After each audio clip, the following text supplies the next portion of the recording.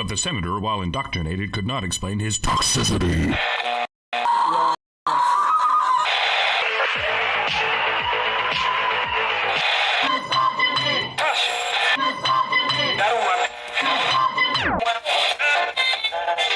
You should not listen to men's rights advocates if you want to know what they have to say.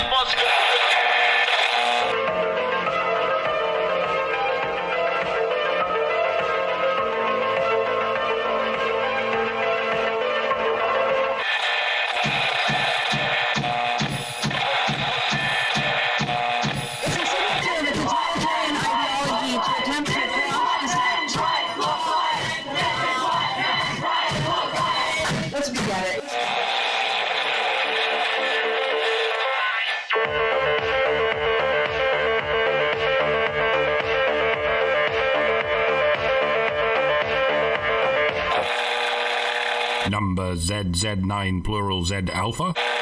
Number ZZ9.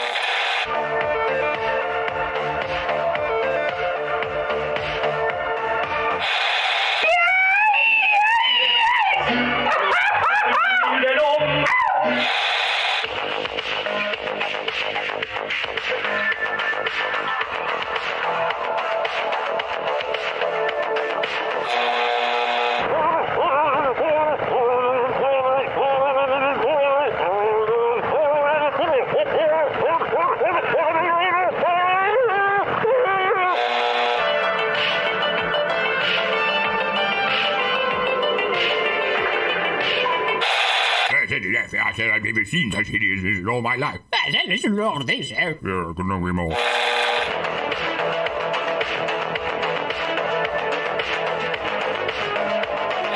Like a furry torpedo to the jugular. This is Honey Badger Radio. Radio with bite.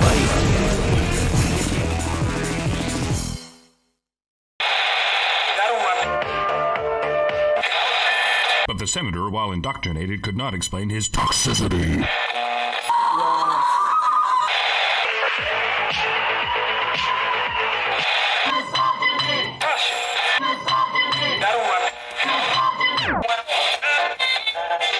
You should not listen to men's rights advocates if you want to know what they have to say.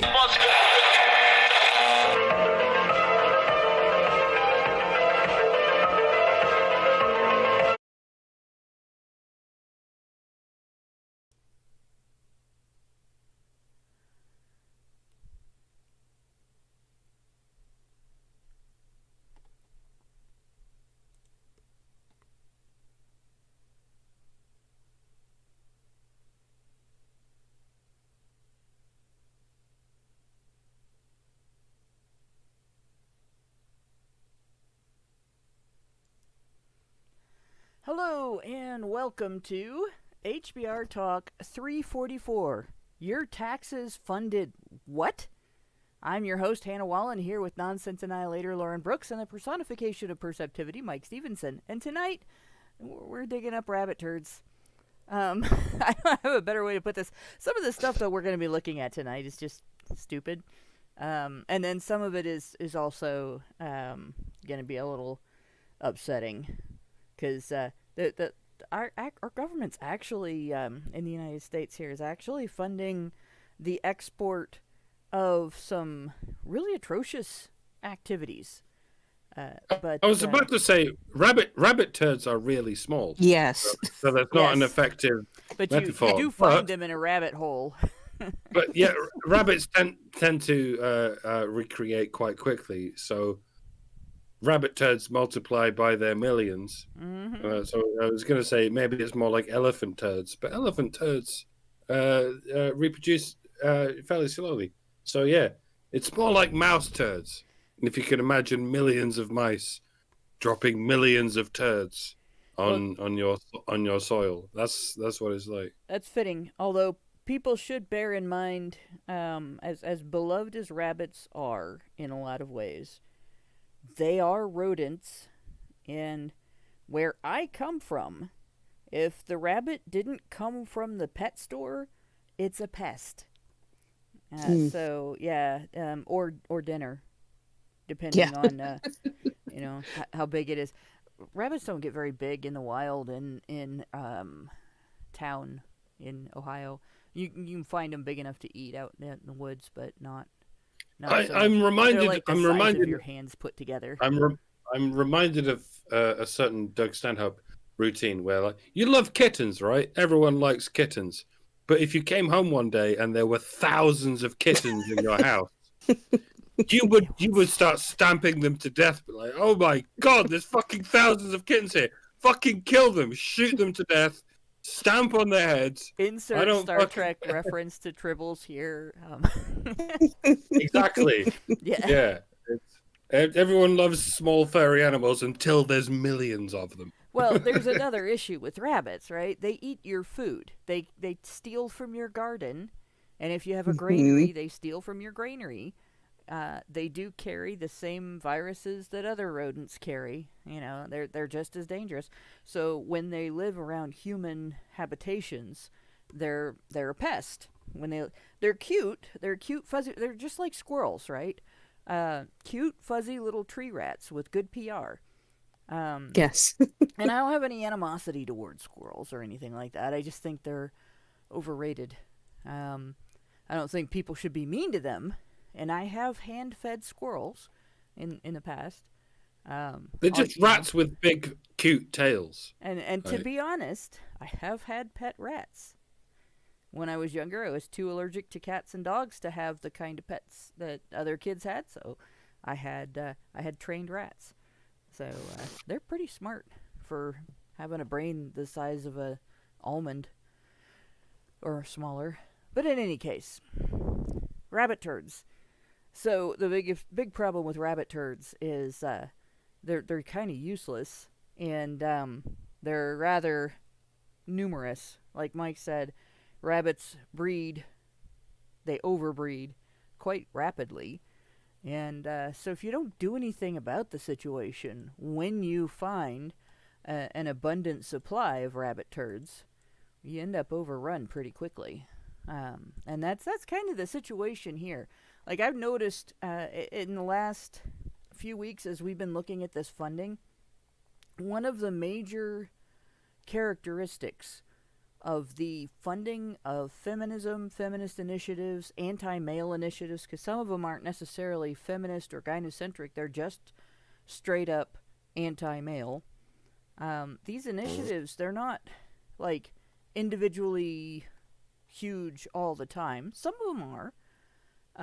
But a lot of it's a nickel for this organization, a dime for this organization, and by the way, we're going to put in these dozen organizations one at a time for a little bit here and a little bit there, and by the time you get done, it's billions of dollars, but they have plausible deniability for any one organization getting a lot of money, so they can turn around and say, oh, all you found is this, so many $1,000 here or so many $1,000 there, or the organization hides some reprehensible thing that it does in among a bunch of things that are, okay, or even altruistic, or they hide it with coded language, like instead of helping victims of intimate partner and sexual violence, regardless of the sex of the victim and the sex of the perpetrator, they label it gender-based violence so that they can limit their assistance to only women who accuse and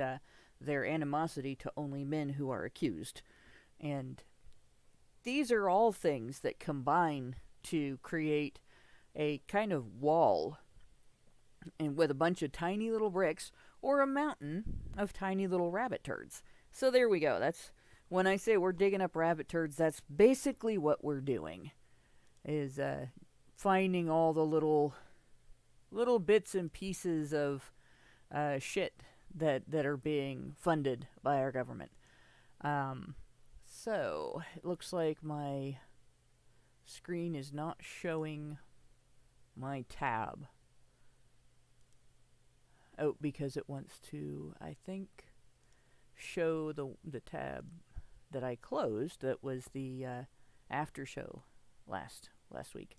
This week's after show, we're going to start watching a video. Kind of an interesting video. Let's see if I can enlarge this and still be able to see the whole thing. Not quite. But we'll deal with it. So last week we were looking at, let me go back to the name of the organization. You can see the Engendered Health's Respond Project. And we looked at their Respond Project. We looked at their research. We looked at their promotion of vasectomy. We looked at, I think, their claim to do a holistic approach, and what they really mean by holistic is he for she, right? And then we got into this, let me see if I can find the front page of this PDF file here. This is some of the training that they use in foreign countries to teach the leadership that they're training in foreign countries. This is how they export this stuff, right? They get a set of people in whatever country they're operating in, and they're gonna run systems for assistance, like shelter for victims of domestic violence or victims of intimate partner and sexual violence. Or they're going to run a food bank, or things like that. Help to build a school where there is no school, and so on. And they give them this kind of training so that whatever project they're working on, this training influences the way that they treat the people that are coming to them for help. So this one is Gender, Youth, and Social Inclusion Staff Training Manual. And what we were looking at was one of these exercises. I think in the table of contents down here that we were looking at, this was the in the list of tools that they are using to teach people. And this specific tool, if we scroll back up, let's see, we have a little bit of.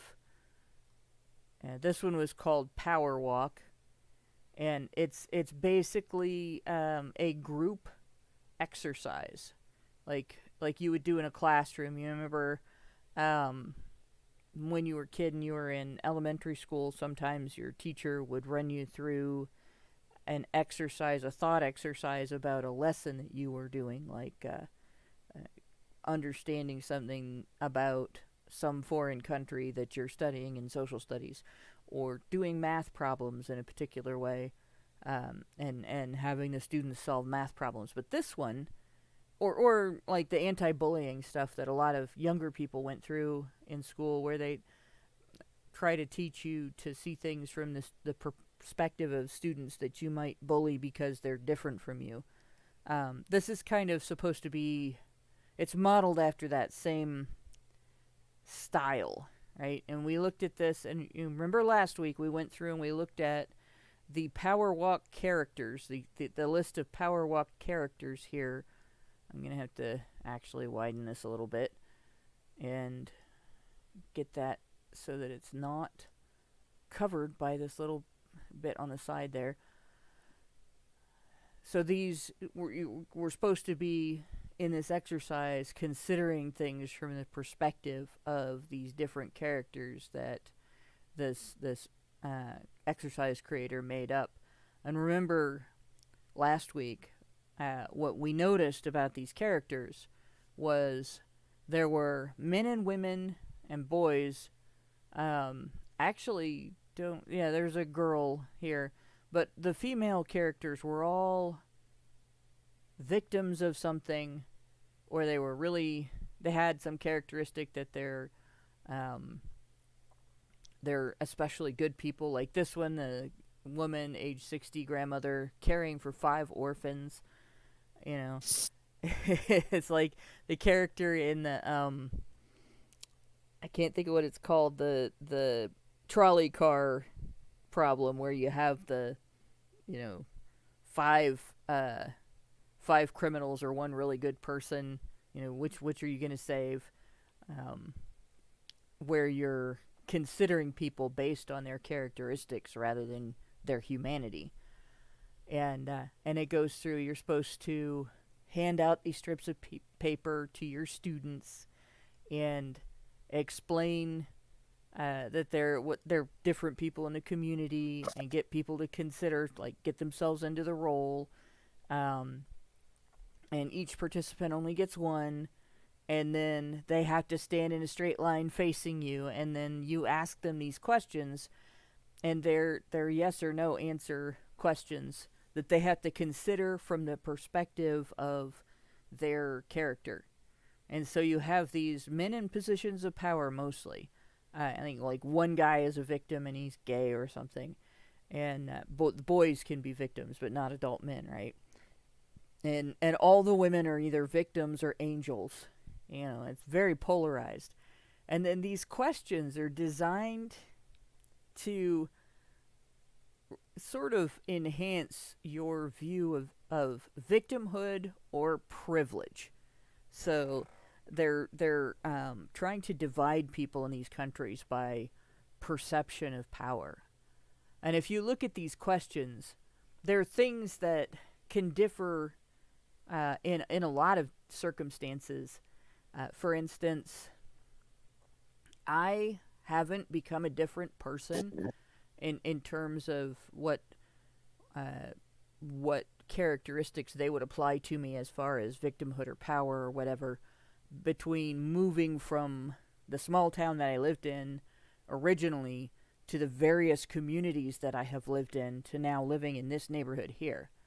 And that first question, I would have answered differently between the different communities. There's some of those communities I have walked to the hospital alone at night, and other places. And then other communities I've lived in, the hospital was too far away, or the community didn't have a hospital, and you didn't go out at night, you know, and stuff like that. So, like, there's people's perspectives would affect these, right? But you're supposed to just look at it in terms of whether you're a victimized female or a not victimized male, right? But before we get into this list, we got to do what we got to do. We'll still look up the rabbit turds. But speaking of things to consider, just to remind you guys, as much as we like to dish out our smorgasbord of thought-provoking discussions, we have learned from experiences both recent and long past that the provoked thoughts are fighting back. They feel their sense of victimhood, and they think we've got the power, and then obviously they've got to take it away from us. So they've made it clear that for people like us, relying on third-party payment platforms like Patreon to fund our work is treading on thin ice, or building our house in the path of a rapidly growing wildfire. And as a result, we have had to make some changes over the last couple of years. So we strongly encourage our supporters to switch at least their support for us to feedthebadger.com, which is the most stable way to help us out. And if you want to tip us directly instead of relying on any social media platforms tip jar, the link for that is feedthebadger.com/justthetip. And as always, the same risk applies to our social media platforms, which is why you should further provoke the thought police by tracking our thought-provoking discussions on honeybadgerbrigade.com, where you can find your way to all of our content, as well as a link to feedthebadger.com in the drop-down menu at the top of the page. And unlike my Twitter account, we won't spam you with conversations with idiots on, on Feed the Badger. I had a doozy today. So I've run into her before. She's a dumbass. There's an abundant number of dumbasses on X. I can't help it. I can, but I just don't. Obviously, Honey Badger don't give a fuck. We've been doing this for 11 or 12 years. We're approaching on the 10-year anniversary of the thing that of the thing that propelled us into the public eye. Yeah. But Honey Badger don't give a fuck. But if you do give a Honey Badger fuck about honey badgers, then help us out. Yeah, and especially if you don't want to be handing your money over to various other platforms, like, instead of us, when you make your comments, definitely use Feed the Badger instead of, or feedthebadger.com/justthetip instead of any other means of commenting to us. And speaking of which, I don't know if this was read on a previous show or not because it doesn't say done after it. Although it was reacted to.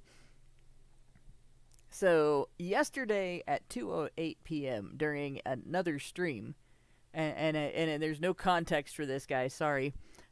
Great Indoors gave us $58 and said, to the tune of the Beatles song. Oh, and he didn't say which one, just All You Need Is, but he didn't give the name of the song, so It'll be All You Need Is All You Need Is 58%. All You Need Is 58%. It's all on one tone. All you need is 58%. I'm not even going there. I don't know what this is. All you need is 58%. I'm assuming this has to do with some sort of statistic that feminists love and have promoted and might not be true, or feminists hate and are upset about, or possibly some division of power where women actually have 58% in some All area. you need is 58%, friend. All you need is 58%. 58% is all you need. You know, it sounds like what they tell men about their dicks when they're trying to promote circumcision. No, 58% is all you need. And then of course, we've run into women who have the other end of the discussion. Can't believe I ate the whole thing. So here we go. Sorry, guys. Had to do that. It's power walk statements. So you imagine that you're from a nation where maybe it's been war-torn, maybe there's not a lot of technological advancement that is available to people who aren't rich in your country, or food is scarce, or your culture just doesn't allow for certain types of behavior that are maybe common here in the United States, like showing a lot of skin, or just going places just to go someplace, like shopping without a purpose, which is mainly a female behavior and really gets expensive. Something along those lines. Or maybe hospitals are scarce. Maybe it's been disease-ridden. Maybe there's a big culture clash between two religions in your area. Or maybe there's a situation where your culture has been dramatically changed over time by such a culture clash. So these people from this foreign country whose culture is dramatically different from yours come in to preach to you about victimhood and privilege based on gender, right? And they give you these characteristic things. Maybe you get girl age 12 living with HIV told by a service provider not to have sex or attend school, but actually you're a 58-year-old family man who has 2 jobs. And you're supposed to consider things from her perspective. And you have a daughter. So, of course, when you see girl age 12, you're going to think about your daughter. Or maybe you're, you get the one that says, woman age 20, secretly a lesbian, forced to marry a man. And you're actually a 20-year-old woman. And so you just think about how horrible it would be to be forced to marry someone you didn't love. And therefore, you're thinking about this from terms of victimhood and stuff like that. And you see these power walk statements, right? I can visit a hospital alone any time of the day or night. And you're supposed to yes or no answer that question. Like, I don't know. Would you go out walking alone? You're in London, right, Mike? No, I'm in an undisclosed okay, rural area of Britain. But that's when I lived in London, hell no. Well, I did because I was trying to become a musician and a comedian. At one point, I walked from Willesden to Ilsden, whatever it is. Would you do it today? No, hell no. God. I when I lived in London, it was under Boris Johnson. That was bad enough. But, Yeah. Back in the day, because I had fuck all money, I would walk for 2 hours just to get to an open mic comedy night, and then I would walk back because it was cheaper than getting the tube or getting the bus, because that's how desperate I was. And yeah, it should have occurred to me that at some point walking from Willesden to Islington, it was, and those of you who live in London will go, wait, what the fuck? Yeah, because that's a 2-hour walk one way, and it's a 4-hour walk here and there. I would do that on a regular basis, just to try and indulge in my dream to become a comedian. And yeah, this is why I wrote that song, Never Been Raped. Yeah. because I would wander from district to district in London, and it was amazing that I never got raped. I did get mugged once, just because I walked through a park in my local area. I did that once, just for the sake of going for a walk through a local park, and at that point I got mugged by 5 chaps of a race who are very good at running. And so I didn't fancy my chances at running away, and so but I also lived in Hull, Kingston upon Hull, which is a northeastern city. And one time I was walking home from a nightclub one day, and I just got battered about the face by a bunch of white guys. So I don't. It sort of doesn't matter what race you are or what race your criminal offenders are. Sort of wherever you are, as long as you're in a city in Britain, you're never quite safe. Yeah. From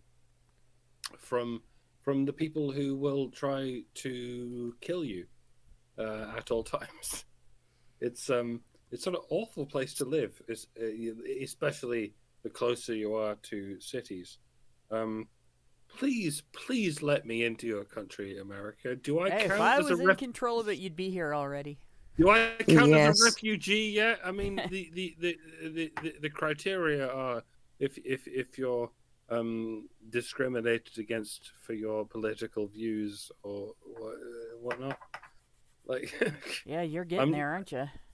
Mm-hmm. I really am. Yeah. I'm trying to get in just by getting married to Lauren, but surely I shouldn't need to resort to that sort of thing, because I'm MGTOW and Lauren doesn't want to get married. Like, I should be able to get into your country just because I'm politically I don't want to say oppressed, but like, Yeah, it's getting there. I don't know how to describe it without saying oppressed. It is kind of it is in a way it's kind of oppressive that you have to invite the government into your relationship in order to you'd go from one political oppression to another, but it's at least easy to deal with the political oppression of having to invite the government into your relationship, as opposed to having the government tell you that you can't criticize people for trying to stab you. At the same time, I don't want the American government to invite everyone who happens to feel hard done by, because that's kind of exactly the point that the Trump administration is trying to get across, and exactly the point that myself and the likes of those politically inclined with me are trying to get across. Like, you shouldn't be able to come to a country just because you feel unsafe. It should be a bit more sinister than that. But in my case, it is a bit more sinister than that.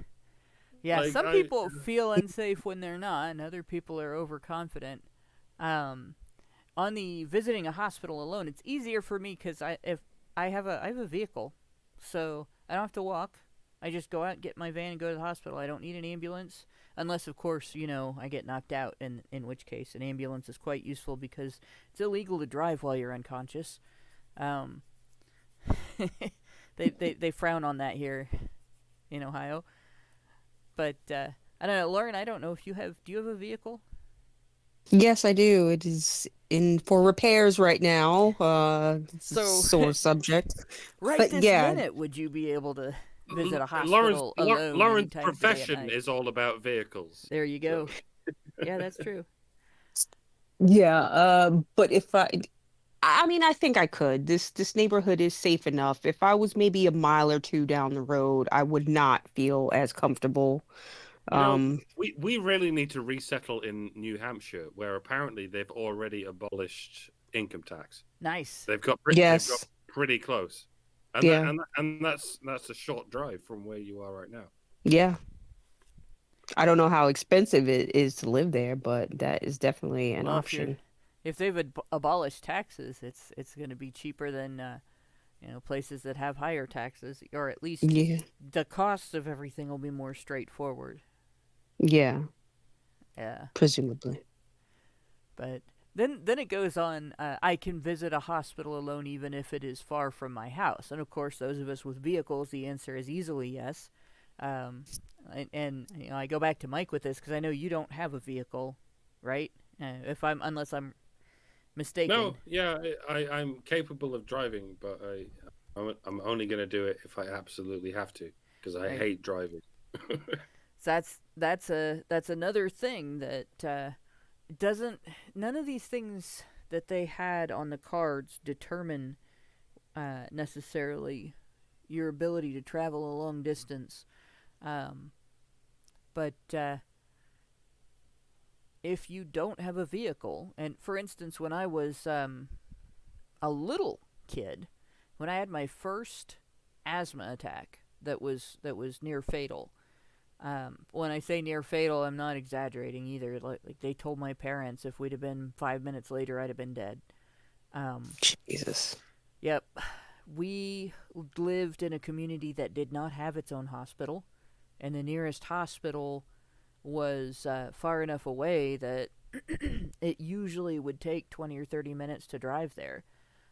My dad had worked as an ambulance driver when he was in the summer times in between years in school when he was senior and I think a junior in high school. And this was back, by the way, when ambulances were not run by hospitals at that time. They were not owned and run by hospitals. They were owned and run by funeral homes. So the ambulance was a hearse back then. And so it was a big Cadillac hearse. And that's what my dad had driven. And so he put Mom and me in the car and floored it all the way to Lima, Ohio, from a community close to Wapakoneta, which was, like I said, about 20 or 30 minutes between the home we were living in and the actual hospital that we were going to. And the only reason that we were able to get there as quickly as we got there, was that the cop that pulled up behind us perceived that there was something going on that he needed to help with instead of pulling my dad over. He looked in and saw this blue-faced little kid slung over Mom's shoulder with wide eyes and wide open mouth trying to breathe, and pointed at my dad and then did this go forward motion with his hand, went around in front of us and then took us through Lima. At every intersection he would run his siren and his lights, and then we didn't have to slow down all the way through town. We drove through this area of Lima that's about 25 to 35 miles an hour on different streets at about 70. And then he pulled us out of the car and helped get me on the gurney, after which I passed out. But so that I wouldn't have been able to get to the hospital alone. I was a little kid, right?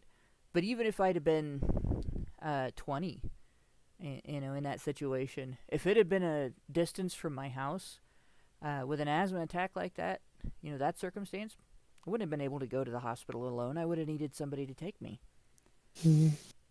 Right? So We your health often talk conditions about make a difference. we often talk in Britain about how great the NHS is, the Natural Health Service. But even if I was transported to a hospital that's on the National Health Service, they would be like, "Okay, thank you for coming in. We'll put you on a queue, and in 2 years, you can get the treatment you need." Yeah. If they wait 2 years to give you albuterol, or in my case, an EpiPen, you're dead. You're gone. It's like that meme. The American Health Service is, "Oh, you need a stitch. That'll cost you $1,000." In Britain, it's, "Okay, come back in 2 years." And in Canada, it's like, "Have you considered dying?" Yeah. And we're not far behind Canada. We're gonna get there. Have you considered dying in 2 years? Yeah. You come back in 2 years, and we'll give you the lethal injection, the other lethal injection. So yeah, like those first two, both of them, I'm looking at that, and it doesn't bode well for this list because there are a lot of other factors that can affect these things besides somebody's situation. But you're only supposed to consider whether somebody's sex and their marriage situation, their age, affects this, and nothing else. What's the dominant religion? How does that affect it? Not anything else. Right? I do not need anyone's permission to visit a health center.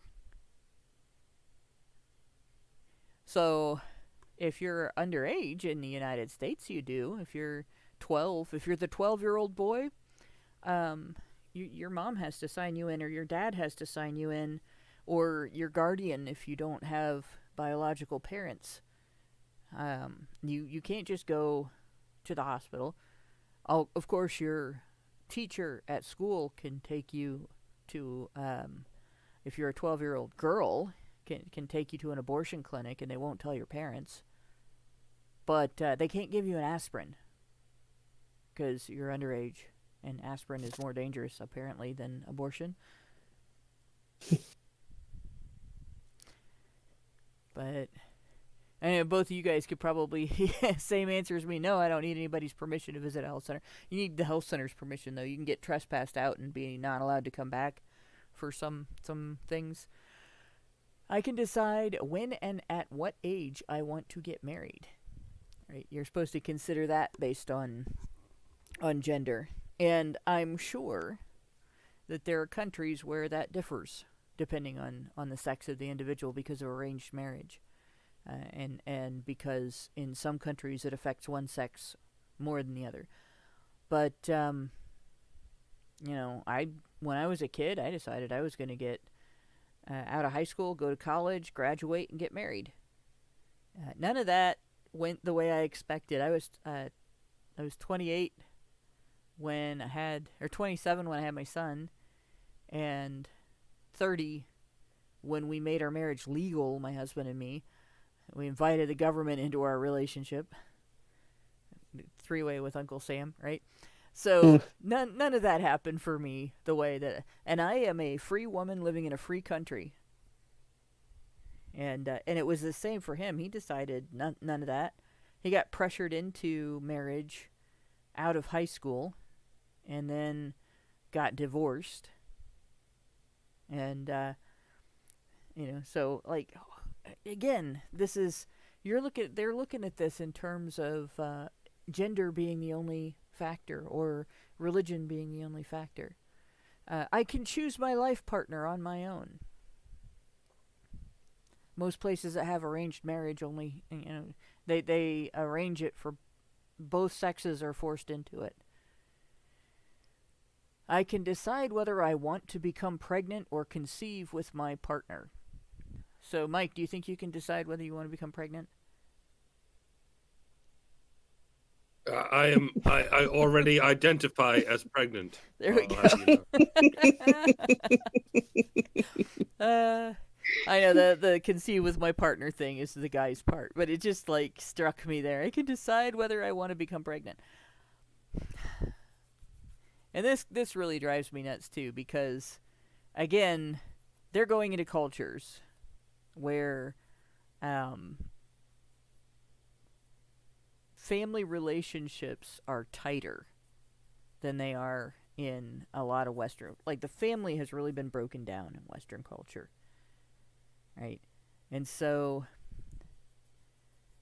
in my family, it's weird. I would have thought my parents would have been upset when I got pregnant out of wedlock, but my mom was beside herself with happiness. She just was like, "I'm gonna be grandma," you know, and she was excited about there was gonna be a baby. You know, that was just my mom. That's the way she always was. But nobody would have stopped me, and nobody would have forced me, because we live in a Western culture.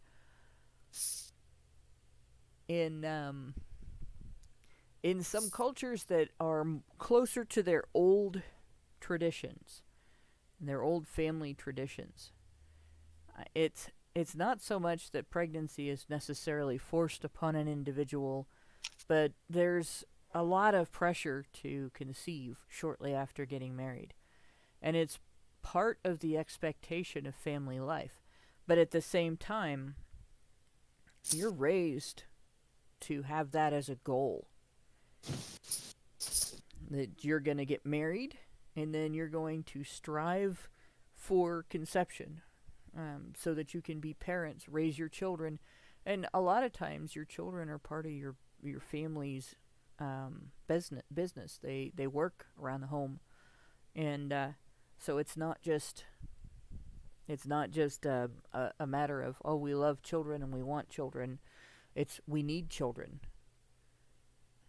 And it's normalized.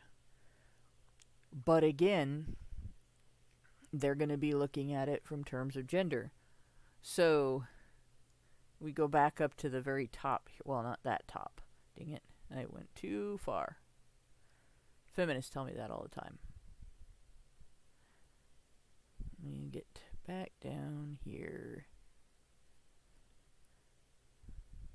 I skipped all this stuff, or not skipped all this stuff, but read a lot of this stuff before. And are we? Yeah. Go back to... So you have woman age 25 with 3 children who wants to use contraception, but her husband is opposed. How do you think she's going to answer that question? I get to decide when... Oh shit, I just closed all my other tabs. That's not what I wanted to do. I get to decide when I'm gonna have kids, right? Maybe she gets to decide. Maybe she doesn't. But the big thing is it necessarily gendered? Like, what country are they in? Let me see if I can open these tabs back up here.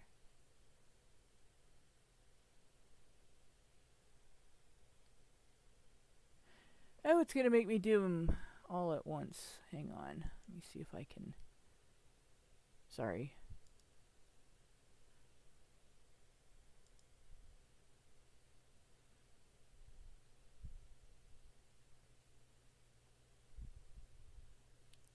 Oh, that's weird.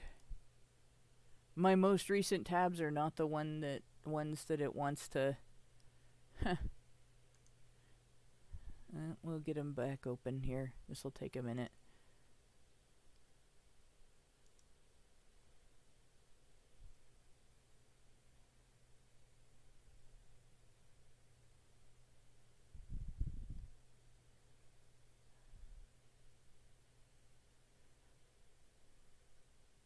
Good grief.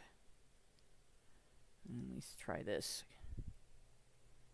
Just gonna jot down this timestamp so I know what to delete for the podcast. I'm just hitting Shift Control T a bunch of times. That'll reopen pretty much everything.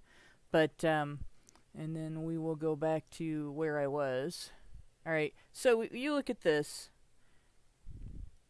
And again, we have all these, woman, 25, 3 children, wants to use contraception, but her husband is opposed. Oh, she's oppressed, right? Man, 40, police officer and friend of the president. Not oppressed, right? Woman, 21, lives with a disability and cannot move outside her house without support. Gee, she can't go to the hospital by herself. Woman, 35, married with 4 children. Husband does not allow her to go outside without his permission and does not want her to use contraception. So we have these predisposed ideas of victimhood. Man, age 45, teacher at local school with strong religious beliefs. I notice we don't have any contingencies about men who are disabled in some way. Right? Because the average woman would not stay with a man who is disabled. Yeah, no. Right, here we have a man who's rich, local administrator, strong religious beliefs. And again, like this is the running theme. The women are victims. The men are privileged. The men are powerful. Transgender adolescent. Which direction? Doesn't say. Age 17. Unemployed and sexually abused and bullied. And you get down and you get these questions again. Boy, age 15, caring for sick mother and siblings, dropped out of school, recently became sexually active, and does not know about HIV and other sexually transmitted infections. Right? So, not a man. He's a kid. And the questions become insulting when you start looking at them with this idea of all women are oppressed, all men have power, all men are privileged, all men are more capable in their lives than women, and so on. Whereas this idea of women being unable to go places without a man's permission, or unable to do things like just for themselves, make choices, use birth control without a man's permission. And some of these are so repetitive. I can decide whether I want to become pregnant or conceive with my partner. I can decide when I want to have children. These two decisions, if you can't decide the first one, then you can't decide the second one. And if you can decide the first one, then you can decide the second one. And in a lot of instances, women have control that they're not admitting. For instance, if you look at the range of birth control that's available, right? Men have condoms or sterilization. Women have a full spectrum of like 40 separate iterations of 11 different categories of birth control, including, those 11 different subcategories of a few different categories, because if you lump all the different times of hormonal together... I'm not sure if you said 40 or 4D. 4D, yeah, 4D, 4 dimensions. Well, that you can do it that way. I mean, you think about it. If I decided that I wanted to really go overboard, right? In addition to, like, the most effective thing is obviously if you're trying to prevent pregnancy, and if you were like in a non-monogamous relationship, you'd really want to do this. Condom use is the only thing that prevents some STIs. None of the other types of birth control prevent any STI transmission. But condoms do prevent the transmission, or at least reduce the rate of transmission for some STIs. Not all of them. There are STIs that condoms don't touch. They're not going to save you from monkeypox. But, or any of the other types of pox, because they live on your skin, and you're going to have skin-to-skin contact during sex. Or rather, if you don't have skin to skin contact during sex, you're not doing it right. But yeah, if I decided I wanted to go overboard, I could add to the condom a hormonal type of birth control, a barrier method for women that doesn't interfere with the condom, and an interrupter that would prevent implantation if conception occurred, like an IUD. So I didn't say anything about a bomb in the uterus. By all Spermicidal accounts, foam. You could have 4 different things at work besides a condom. Men don't have those options. by all accounts, women should be more afraid of sexually transmitted diseases than men are, because the likes of chlamydia is symptomless in males, but possibly Very damaging. Sterilizing infantilization in women. And the same goes with AIDS. It's very easy for a man to transmit AIDS to a woman. It's very difficult for a woman to transmit AIDS to a man. And yet, we're still left with this paradigm where men are kind of attracted to female virgins, and women are not attracted to male virgins. And this is something that keeps getting overlooked when it comes to this idea that women are demonized for having sex with too many men, and men are celebrated for having sex with as many women as possible. And this which isn't necessarily true. It keeps being seen as a way in which men are privileged and women are not. But it's not going to change as long as women are attracted to men who have bedded many women. Yeah. And men are not attracted to women who have bedded many men. And so many feminists sort of portray this as men having more privilege than women, but it needs to be said. It's that touching a man is considered a sin. Touching a woman is considered a virtue. It's kind of there's 2 different things. Touching a man is considered a sin because touching a man soils the toucher, according to the social standards, right?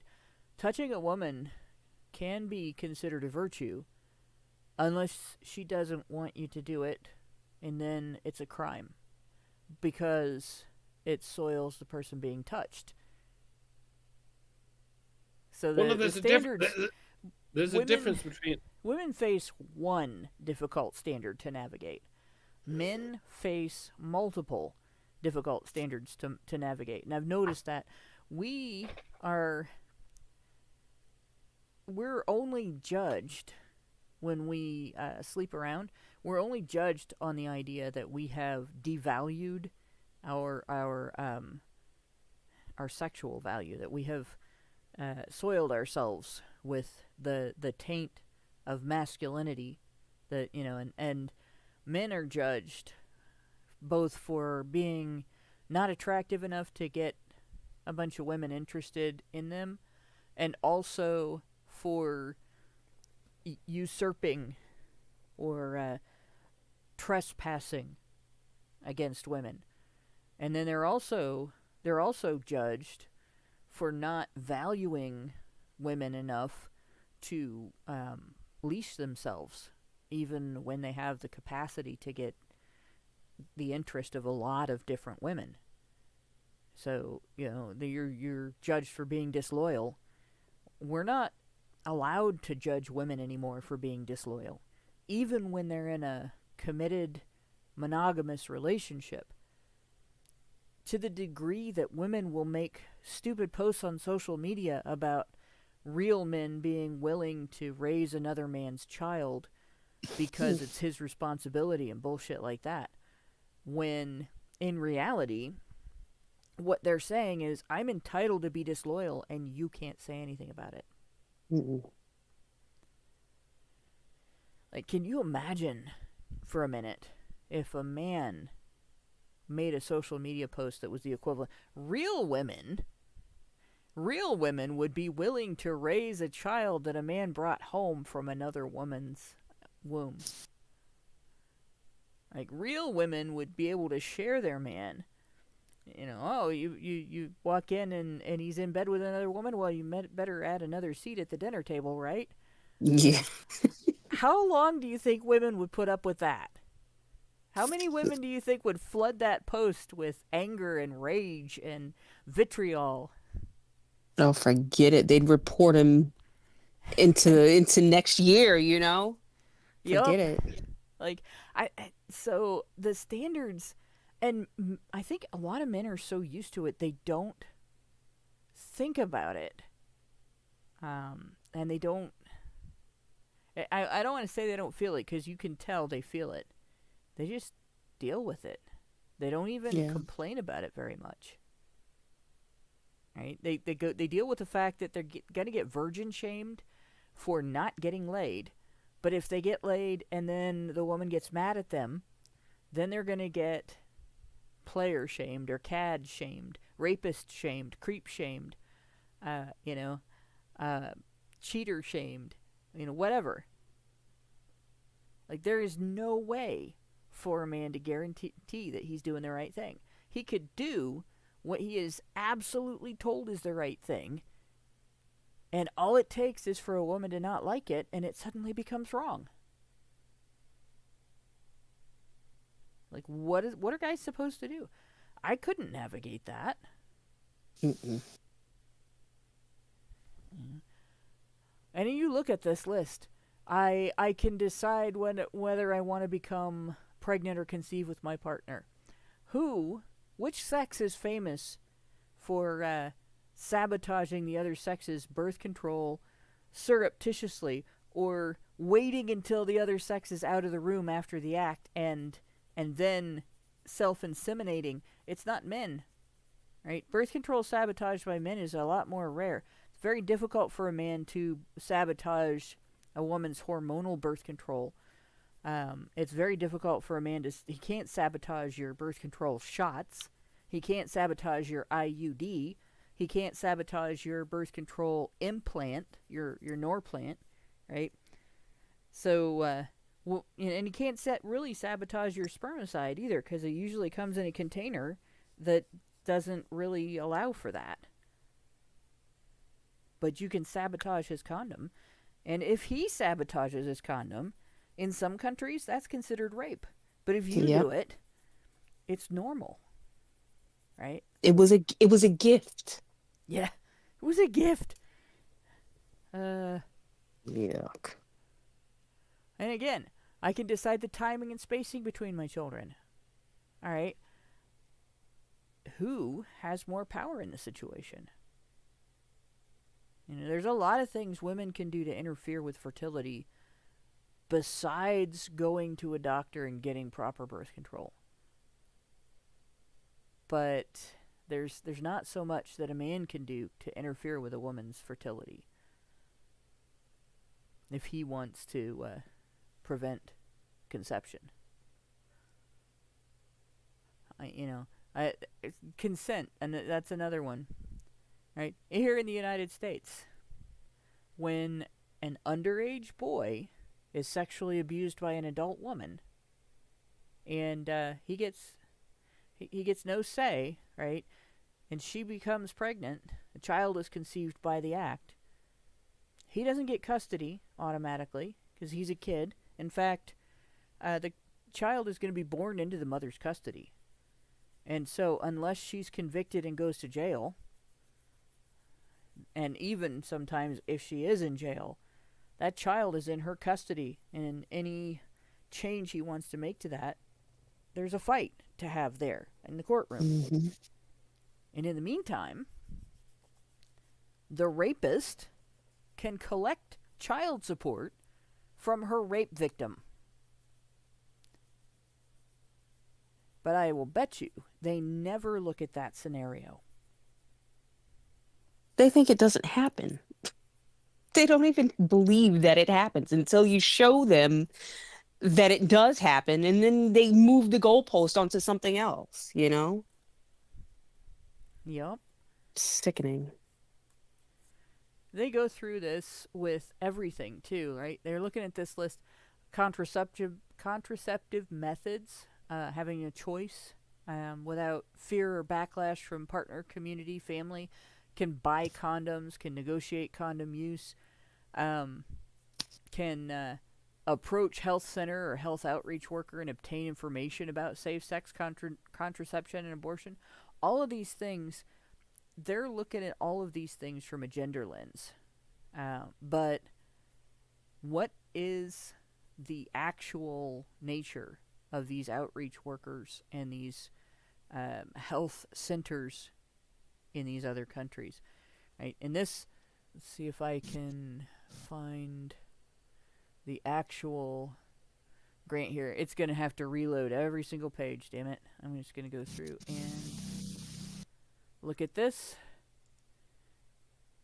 and see if it'll actually reload. It reloaded this one, right? 36.6 million to this organization, by the way. I was talking about nickel and diming to death, but this one is actually pretty prolific, and this is from USAID's,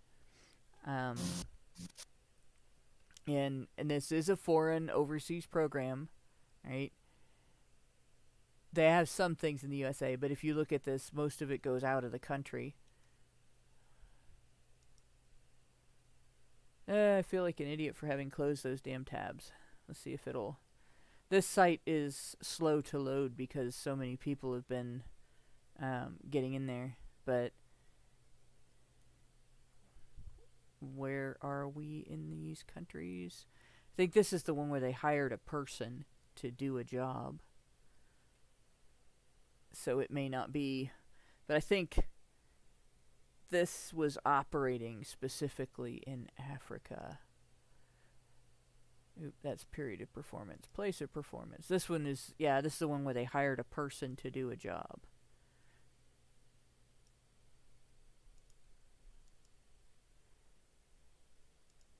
Damn it. You guys get to hear me cuss a lot. A what to do a what? How dare you? Person to do a job. Now, that doesn't necessarily mean there was much to the job, right?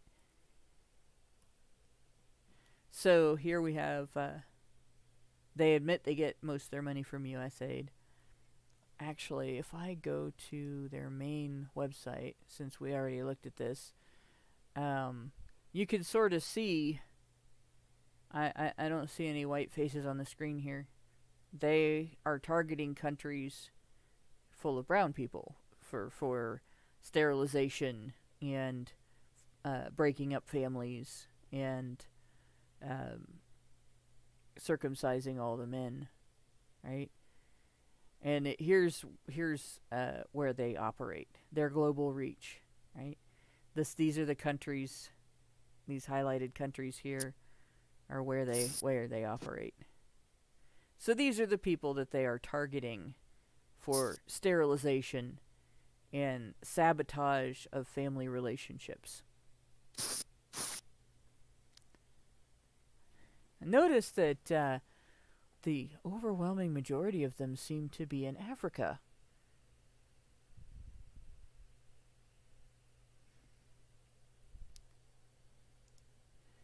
Alright, so that's basically, I'm not going to go through that whole list of questions, and I'm not going to go through every single one of these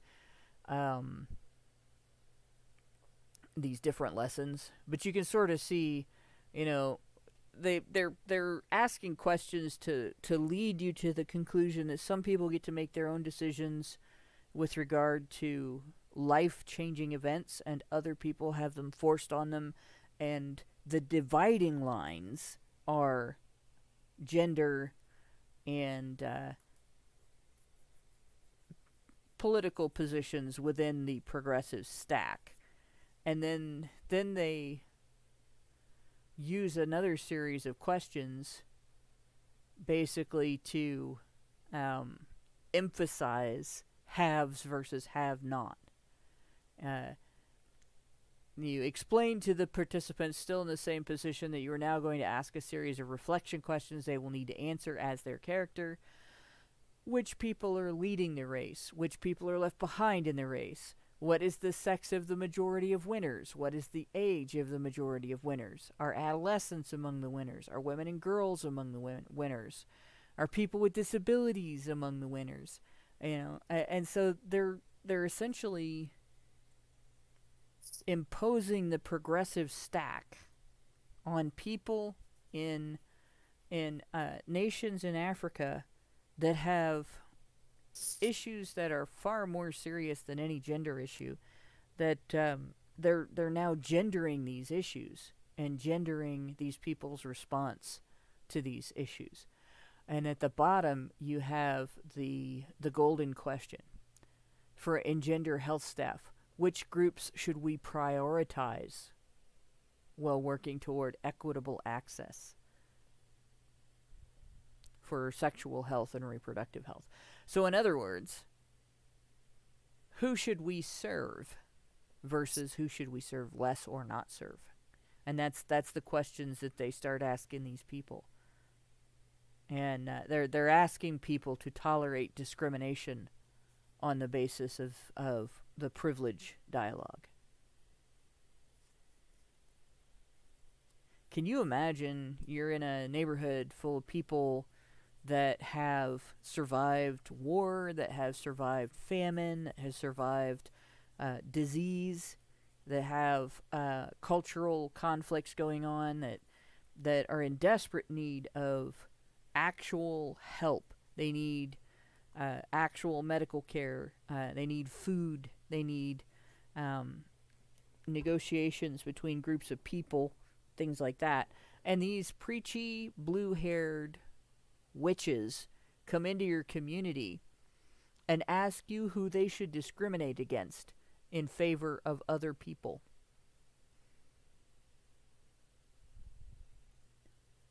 And they've been doing this for like 100 years or so. And they've been trying to get across to people that, we're in the Industrial Revolution now, so you don't need to have 12 children just because there's, in all likelihood, the possibility that 7 of them will die before they reach the age of 5. And they're imposing this this European notion upon African and Asian tribes in the wilderness, being all like, you don't need to have as many children as possible just because most of them will die, because they're working on this paradigm that's worked in Europe, because ever since the Industrial Revolution, you don't have to have 12 children. Now that we've gone through the Industrial Revolution, you can have 2, and they will both survive, and it'll be fine. But they've inflicted this paradigm on everyone. Even though in Europe, the idea that you can only have 2 children means that you don't have to have any more, and therefore you can stop there. And at that point, our population has gone down. But they've tried to inflict this on African and Asian nations, whereas they're like, no, we don't have this industrial infrastructure. We still have to have as many children as possible, because they're gonna die anyway. And this has been the problem all along. Like people who have no trust in the future will continue to have as many children as possible, because they know most of them are going to die, and imposing the same paradigm on Europe and Africa means that Europe is going to go is going to reduce itself to below replacement rate, and Africa is going to increase itself to above replacement rate. And in both of these cases, it's going to fuck up both of these continents. Like I've often said, overpopulation is not a problem in Europe. The infliction of the scaremongering of overpopulation is Europe's biggest problem, and the scaremongering of underpopulation is Africa's biggest problem. Like Europe's biggest problem is underpopulation, and Africa's biggest problem is overpopulation, and it's difficult to get this through to the oikophobes in our own government, and indeed the xenophobes in foreign governments. Like, and this is going to keep getting worse, especially as long as we're flooding the excess population from the third world into the first world. That's just going to keep overpopulating the first world, just to drain the possibility of overpopulation in the third world. Like, whether you think overpopulation is a problem or you think underpopulation is a problem, yes, they both are problems, but they're very different paradigms in both of these continents. And as long as we're just pulling people from the third world into the first world, then that's only going to overpopulate everyone. And I know that so many people think, no, overpopulation is not a problem. No, it's never going to be a problem. No, it is. As long as we're flooding overpopulated continents into the underpopulated continents, that's only going to add more demand onto the supply. You know what I mean? Yep. Well, you also have other complicating factors. Like, all right, so there are different groups of people, even in countries that don't necessarily have as their main culture, have a big family, have lots of children. When my dad was in high school, the nuclear family was the norm. The nuclear family was presumed to be the mother and father and like 2.5 children on average. But he had one girlfriend in school that had like 17 brothers and sisters. Jesus. They just had a big family. And like her mom shopped at restaurant supply businesses instead of regular grocery stores, and to feed the family and everything. But they were not living in squalor because the father in that family made quite a bit of money. He actually, there's some skills that actually are, even though you'd think of them as not necessarily being needed commonly anymore because of technology, like the advent of motorized vehicles kind of eliminated the need for there to be so many people who knew how to shoe horses, because you're not using horses for transportation anymore. You're not using horses to pull your plow anymore. You're not using horses for a whole lot of farm labor anymore. So horse use for labor is limited now to some ranching tasks and to some police work and race horses, right? Show horses, but not necessarily a whole lot of other stuff. So you'd think, the demand has gone way down for that skill.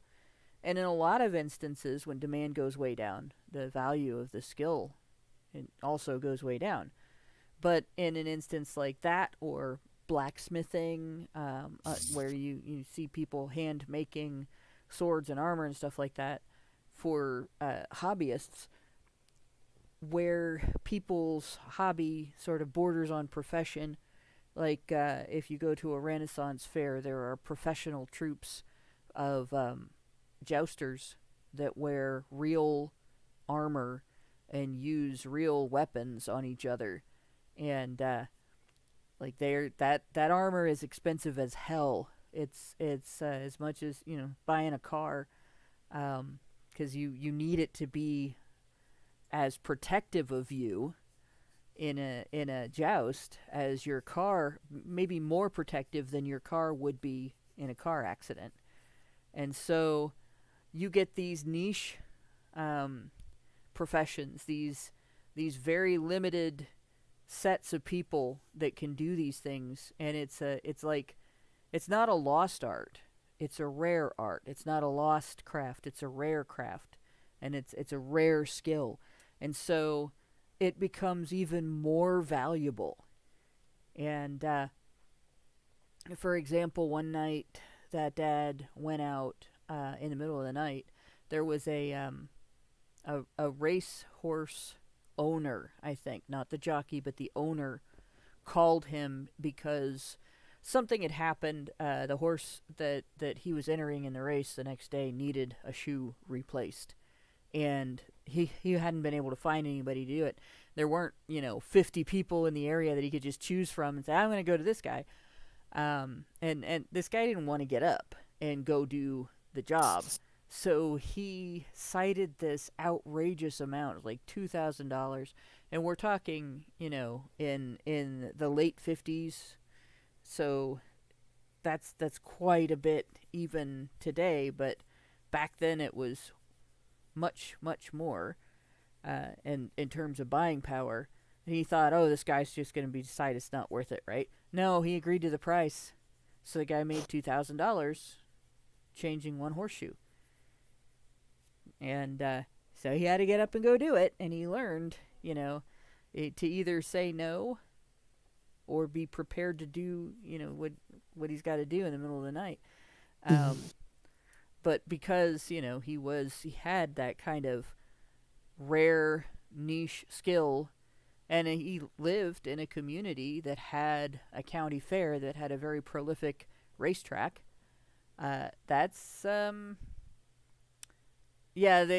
Jen Bottle points out shatterlances. Yeah, they do have what's called shatterlances. There's an interesting thing about those too, because I've sat in the front row for that. Those things, the pieces go flying. I've seen some pretty serious near accidents where, somebody reached up. There was one time, actually, we're sitting in the front row at the Ohio Renaissance Fair when a shard was flying at a family, and the dad caught it, just reached out and caught it right in front of his wife's face. Whoa. Point headed right to her. She hadn't even ducked. She didn't see it coming, because when something is narrow and pointy and heading right for you, your vision you kind of ignore it. It's very strange. But he was offset from her just a little bit. But I never saw a guy move so fast. He was just like, and he turned white as a sheet. She didn't even realize how serious the situation was. But yeah, in any case, so I mean, the guy had 17 or 18 kids, including my dad's at the time girlfriend. But he earned enough to support a family with 18 kids, a family of 20 people. Right? And they were comfortable, they were happy, they were fine, but you translate that into a country that has famine or is war-torn, has had some disease go ripping through. Maybe they don't have advanced medicine available as readily or as affordably as it is here. You get a totally different story. Somebody that has 17 kids, 18 kids, their kids may not all survive. The mother may not survive because she isn't going to have the kind of health care throughout her births and her maintenance of her health over time, and so on. It's a very different situation. And so you go into a situation like that, and you start saying, we're going to help you guys with health care, we're going to help you with reproductive and sexual health, right? They don't need somebody to come in and talk about who is privileged and who should be discriminated against by the organization. They need medicine, right? They need factual information about birth control and about sexually transmitted infections and the real ways that they can avoid them. They don't need to be told that if somebody is bisexual, they're more deserving of health care than somebody who is straight. They don't need to hear that a woman is more deserving of health care than a man. But that's what they're getting. And this is, like, they literally dump this shit on these people, right? Like, here we have considerations for socially marginalized groups. When preparing this activity, I'll ask participants to reflect on socially marginalized groups. Right? Imagine being in a community where half your population died from a disease that literally ate your flesh last year. And the struggle in your community is, now we have to maintain whatever infrastructure the community has, whatever agriculture the community has, whatever security the community has, and so on. With half the population, every family has lost people. People have lost children. Children have lost parents. Poverty is now widespread. And you get these blue-haired witches come in and, well, we would like to talk to you about our Lord and Savior LGBTQ+. Yeah, So, Hannah, how do you feel about Vivek Ramaswamy becoming the governor of Ohio and bringing in a million bloody banjo bastard? I actually really like him, and I want him to win. I will be voting for him. It's probably better than the Democrat nominee, whoever the fuck that is. To be honest, he's better than two groups of people that have a chance of getting a candidate into that office. He is better than any Democrat that I have seen considered for the office, and he is better than establishment Republicans. So we've had establishment Republicans in control here in Ohio long enough that we're one of those weirdly purple-blue states where, yeah, we have Republicans controlling the states, but most people would refer to them as rhinos or as establishment Republicans, and they don't really do necessarily a whole lot different from the Democrats. They're authoritarian. They focus on the wrong things. Like, we have had in Ohio, like a lot of the country, we've had a heroin crisis here for quite a while. And we've had an on-the-streets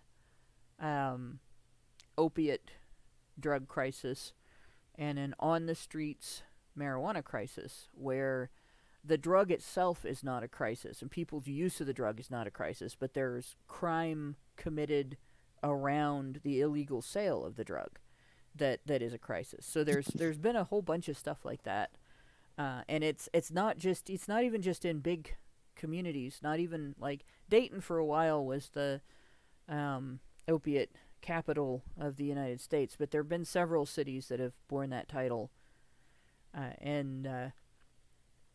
But it hit my little hometown, which, that's a bizarre thing to have happen. Like, that's a rural area where people are usually too busy to get into that shit.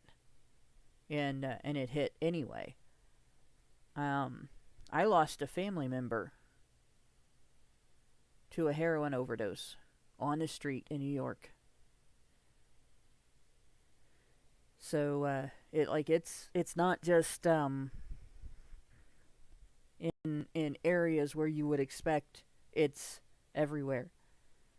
And instead of focusing on what's happening on the street and crack houses and gang activities, the Republican establishment in Ohio targeted pain care facilities for people who are working with physicians to treat pain from cancer and pain from arthritis and degenerative disc disease, catastrophic injuries, and other things that don't necessarily get better.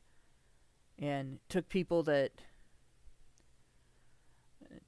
if they were on pain medicine and then they also had to take medicine for diabetic side effects, kidney medicine, heart medicine, things like that, they were considered to be drug seeking because they were using medical care to treat real existing ailments with drugs that are not addictive, and then they were also on pain medicine. And people were jailed for that. I knew people who went to jail for something called doctor shopping, which is not listed on the books as a crime, because they went to a diabetic specialist to treat their, or diabetes specialist to treat their diabetes, and a heart specialist to treat their heart condition, and a kidney specialist to treat their kidney condition, while also going to a pain specialist to treat their pain condition. Right? That is how the Republican establishment in Ohio treats Ohioans. And it did nothing to get illegal drugs off the streets. It did nothing to stop the heroin epidemic. It did nothing to get rid of fentanyl. In fact, if you go to the hospital with an injury, they're throwing fentanyl at you from the rafters, even if you have medical conditions that make it dangerous for you to take that. Like, to the degree that the last time I went to the ER with an infection that I had a sinus infection that needed treatment immediately, and they, instead of prescribing me an antibiotic for a bacterial sinus infection, they prescribed me, was it Tylenol 3 with codeine, after I told them I'm allergic to it. And sent me off to the pharmacy to find out that I wasn't getting anything to help me, because not only did they give me a prescription for something that wouldn't help me, but I couldn't take it even if I wanted to. I mean, I could, but I would really suffer, right? It's ridiculous. Yeah. And that's Ohio. That's what's going on in Ohio right now. And I'm sure it's other states are having the same problem, right? So I'm perfectly happy to just say fuck the whole establishment. And I don't care what party we're talking about. Democrat, Republican, fuck them all. Right? I want somebody in there that is totally different. Comes from a totally different perspective. And maybe will clean out all of this bullshit and address things based on how they affect people, instead of following some stupid authoritarian formula. So, yes, I am absolutely interested in seeing Ramaswamy win. He comes from a different perspective. I know he's been involved with the pharmaceutical industry, but and I know he got out of it, and I know he's been critical of it. So he may have a whole complicated perspective there that may be useful as well. But in the meantime, he's definitely going to be better than what's been going on. I've been very unhappy about what's been going on. I've seen it do a lot of damage to people around me. But I think we've pretty much covered everything I wanted to with regard to engendered health Because that's basically, this is just an organization that peddles feminism in foreign countries where they need actual help. And what are they? They're getting feminism instead. We did get a super chow from Meredith G.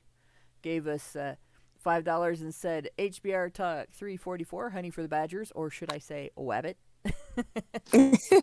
Oh, no, it's duck season. It is duck season. Let's see. Let me get past. It's Elma season. It's always Elma season. Yes. My shit's out of order here. This isn't the one I was looking for either. Let's see. Not that you can see what it is, but it says, I'm from the government and I'm here to help. So I know it's that image from last week that I started with. But, there we go. Alright, so. Let me show the filter. Does it show the filter? Search keyword. Okay, so this is where I searched circumcision. Let me close that back up. Alright. First thing you notice about circumcision is this yellow print here. Contracts. Our federal government money for circumcision, and this is all USA spending. It's not necessarily USAID's. It might be Health and Human Services. It could be the Department of Agriculture or the Department of Defense, or which I know that there was some DoD spending that I saw in there where they're paying. There's a contract to provide circumcisions at military hospitals, but 613 contracts came up under the keyword circumcision. The top contract under the keyword circumcision, and I believe this was the one, the DoD one, right to care, is $89 million. Jesus. Under the keyword circumcision. And if I remember right, let me see if this is it. Nope. So I looked at a few different things. I think Right to Care is an organization that actually provides service to military hospitals and other hospitals, other facilities in the United States. So this takes place in the country where they're promoting circumcision in the United States. But then we have, and I'll let that reopen, this contract. This one is interesting. Mary Furnival. And I'm like, what company was that? It was an individual. So the contract was for $9,001, basically, to acquire the services of a consultant to prepare the necessary USAID paperwork for new procurement for voluntary medical male circumcision, service delivery and technical assistance support for the USAID Lesotho program and the Ministry of Health in Lesotho. So this is essentially they paid somebody $9,000 to prepare paperwork for a program in Lesotho, which that's it. That's the whole grant or whole contract.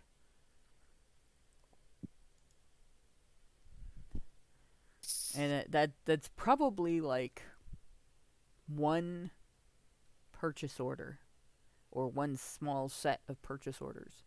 Yeah, and probably took maybe, I'm being generous, maybe 2 hours to prepare. Depends on what they were demanding. Like Yeah. So among other things, like here's Uganda. Medical Access Uganda Limited is the contract. Right, 117.9 million. And it is to procure and deliver a range of HIV commodities, including voluntary male circumcision, medical male circumcision, So they're promoting in Uganda, they're promoting circumcision as a preventative measure against HIV. And part of this expense then is for procuring medical supplies for the procedure, because they after they do the procedure, there's bandages, topical antibiotic use, and so on, and all of that. And then the individual now has an open wound, right? And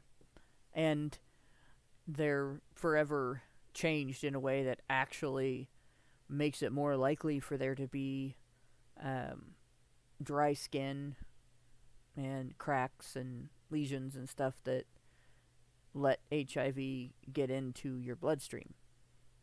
So it in my opinion, not only has the research been debunked by other research showing that there isn't really a benefit. All of the benefit of condom use was attributed to circumcision. And when you control for the benefit of condom use, circumcision has no benefit in terms of STI prevention. But it actually creates damage that increases your risk. And then it also creates attitudes that increase your risk, because people who think they are invulnerable take risks that they would not take if they did not think they were invulnerable. Mm-hmm.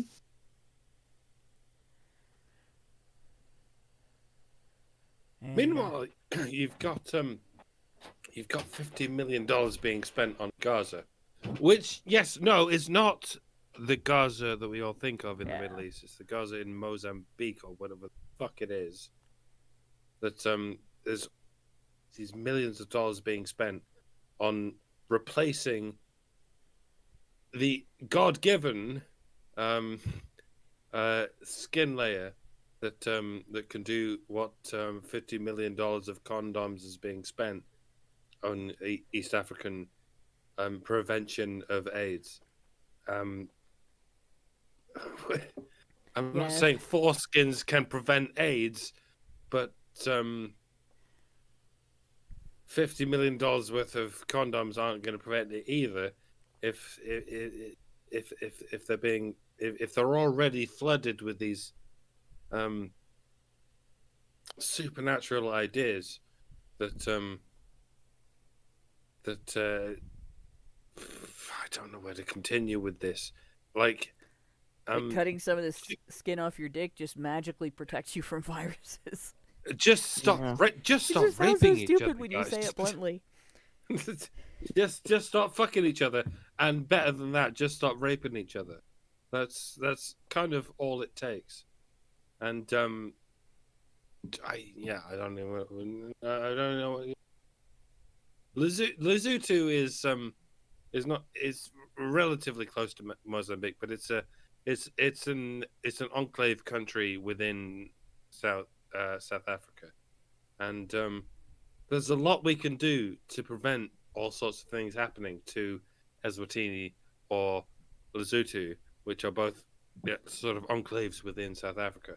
And there's all sorts of things we can do to prevent South African enclaves from doing all of these bastard things to their citizens, and that would include sort of helping out South Africa in all kinds of ways that none of our Western countries are even thinking of helping these people, because that would be like racist or whatever.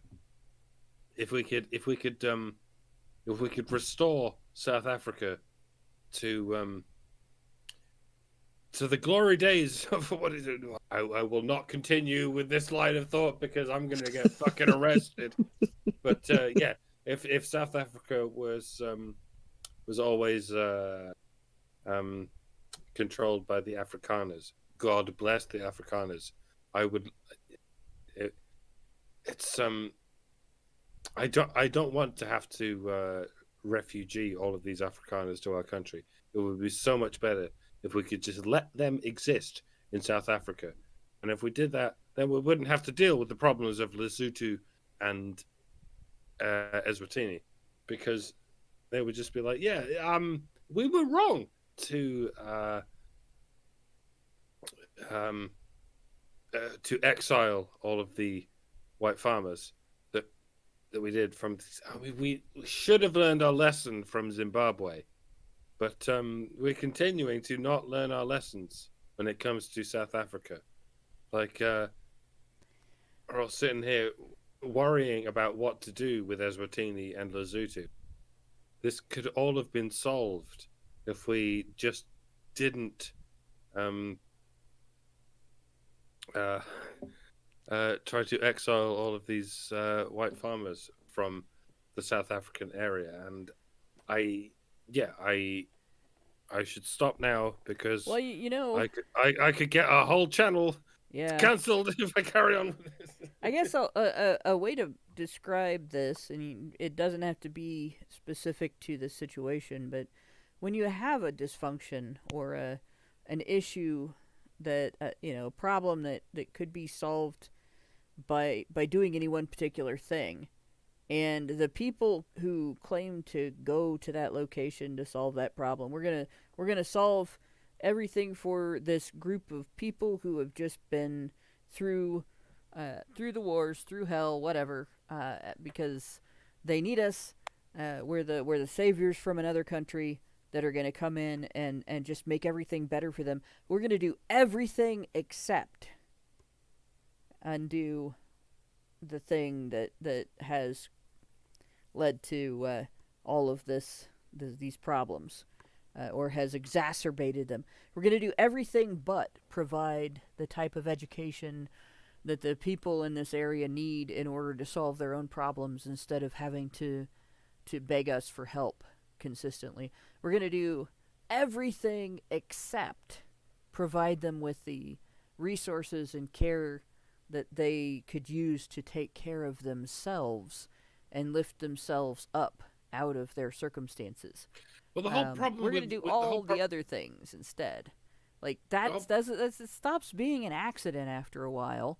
It stops being a mistake after a while, and it eventually becomes a deliberate act of stringing people along to keep them dependent, so that you can use them as an excuse to launder your money.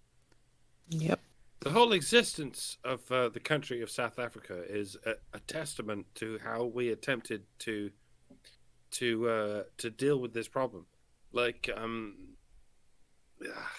Native Africans sort of, it's much like in Zimbabwe. In South Africa, Afrikaners, which were Dutch/English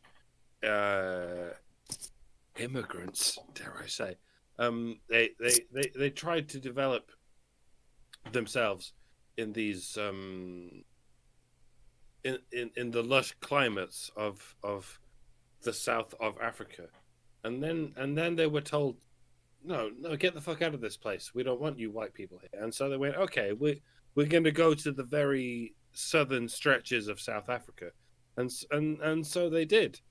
They abandoned the rich arable lands of the southern areas of Africa, and they went to the southern areas of Africa that were not arable, that seemed like they were that couldn't possibly be farmed, and so the Afrikaners went to the southern tip of Africa, where it looked like it couldn't possibly be farmed, and they farmed it.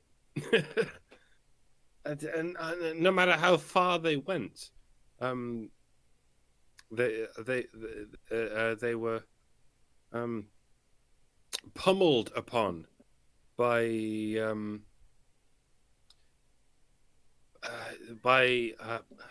African tribes that no matter what the Afrikaners did, they kept saying, no, you haven't gone far enough.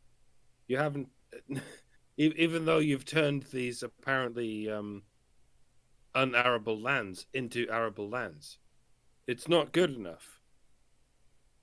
Like, no matter how much you turn South Africa from a desert into one of the most one of the richest, most profitable lands in all of Africa. It's still not good enough. We're going to chase you to the very southern tip of Africa, and at that point we're just gonna murder you. And I don't know how to express this without sounding racist, but it's, South Africa was never occupied by any of these African tribes until the Afrikaners finally turned it into arable, farmable land. And then they did, and they just kept chasing them to the very tips of these things. Like I say, it's much the same thing that happened in Zimbabwe, which many of us would like to still call Rhodesia. It's and I don't know where we go from here. Like, and I don't know what I mean by we. I mean ancient Dutch people and ancient English people, as they tried to turn that region of the continent into a productive country. They tried their best for centuries, and it has to be asked if the Dutch and English people who lived in this region for centuries, literally centuries, don't count as Africans, and the Botswanans and the Namibians who followed them into that land do count as Africans, then the question has to be asked: if these European invaders don't count as Africans, then how on earth do the African invaders to our own countries count as citizens of our own country? And I've gone too far now. This is gonna it's a constraint taken down. I'm sorry. It's a fair question. I mean, why is there a double standard? But I also have to wonder some other things, like how much of that conflict was organic and how much of it was affected by the export of professional victimhood and progressive professional victimhood by the United States into Africa. And it's not just an export that takes place, like people are not just going over there and peddling this stuff, and Africans are all like, oh, that sounds reasonable, we're just going to adopt that. There's a whole campaign that's been taking place for decades that individuals going over there have been, like, they pay people, they create organizations, local organizations, they run those classes that we just showed. And when I say they pay people, right, we were just looking at, in Uganda, Medical Access Uganda Limited getting $117.9 million for circumcision, promoting circumcision, and among other things, and then all the medical supplies and so on. And it from a perspective in the United States, you think, oh, well, yeah, medical supplies are very expensive. This must cover that exclusively, right? But then you scroll down, and it doesn't show this for a lot of the things that I've looked up, but it does for this one. So we go down here, executive compensation. And I apologize in advance, I'm going to be butchering some names here. I'm going to increase the print size, too, because I'm a blind old bat. Here we go. Officer 1, I believe this is Sawidi Moyingo, $150,000, $649. Rashid Satala, $124,017. Alan Kensimi, $60,000. Nicholas M. Mandela, $66,000. Andrew, I don't know if two S's is still pronounced S. I'm assuming it's S or Sh. M. Gianni, $63,500. So we have these people getting paid thousands of dollars a year. Executive officers who... That's administrative overhead right there. Richard Bier says, how much is the administrative overhead? Well, this is not all the administrative overhead, but this is some administrative overhead. A while back, Allison and I were looking at another organization I don't remember whether that was in the United States or whether it was in a foreign country, but the thing that we noticed about it that was rather significant was there was it had a board, and the one board member got something like $200,000. It was just a ridiculous amount. And when you looked at her job description, she attended a couple of meetings a year and wrote a grant request. And that was it. That was her pay was for just a couple of things there.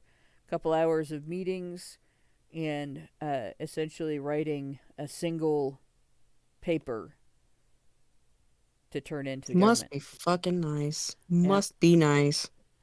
And these are officers. They're not necessarily board members, right? Like CEOs and stuff like that.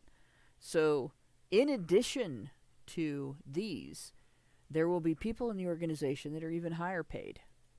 And there probably are a shit ton of people in the organization that are even higher paid. This is just the executive compensation that we know about. So then we go back and we look at this amount of money. Again, we're at this organization was awarded $117 million to operate just in Uganda. To do this just in Uganda. You kind of wonder how much of that really is executives and board members and shit like that. How much of it is administrative overhead? How many people are just getting paid a shit ton of money to sit in on a couple of meetings a year and do nothing the rest of the time? How much of that is actually going to medical supplies? A fraction. A fraction. Yep. That's my suspicion anyway. So I wonder if this finally opened. Ah, there we go. All right, so this is the one that... Oh, it's not what I was thinking it was. I was thinking this was the DODD thing that was for the VA hospitals. But this is Right to Care. This is USAID's, the USAID system. And this is in Johannesburg, in South Africa. $90 million. So we have, total awarded amount, $90 million. And if I remember right, this has, So it's hard for me to not read this as the purpose of this contract is to implement the voluntary medical male circumcision service delivery. I can't help it. It's all caps, guys. And but yeah, to implement the voluntary medical male circumcision service delivery 2 project, VMMC2, to provide services to support high quality, high volume involuntary male medical circumcision service delivery through fixed, static, satellite, and mobile outreach VMMC sites. This is the difference between government influence and private enterprise influence.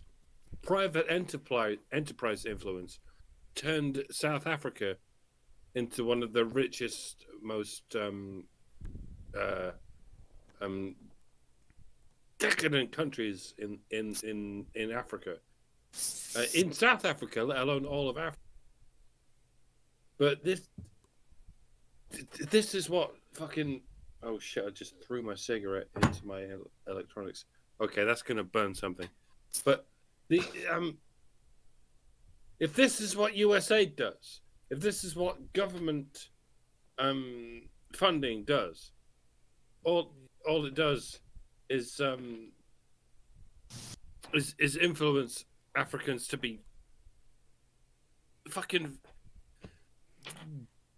gay fake socialists, then this is not going to help.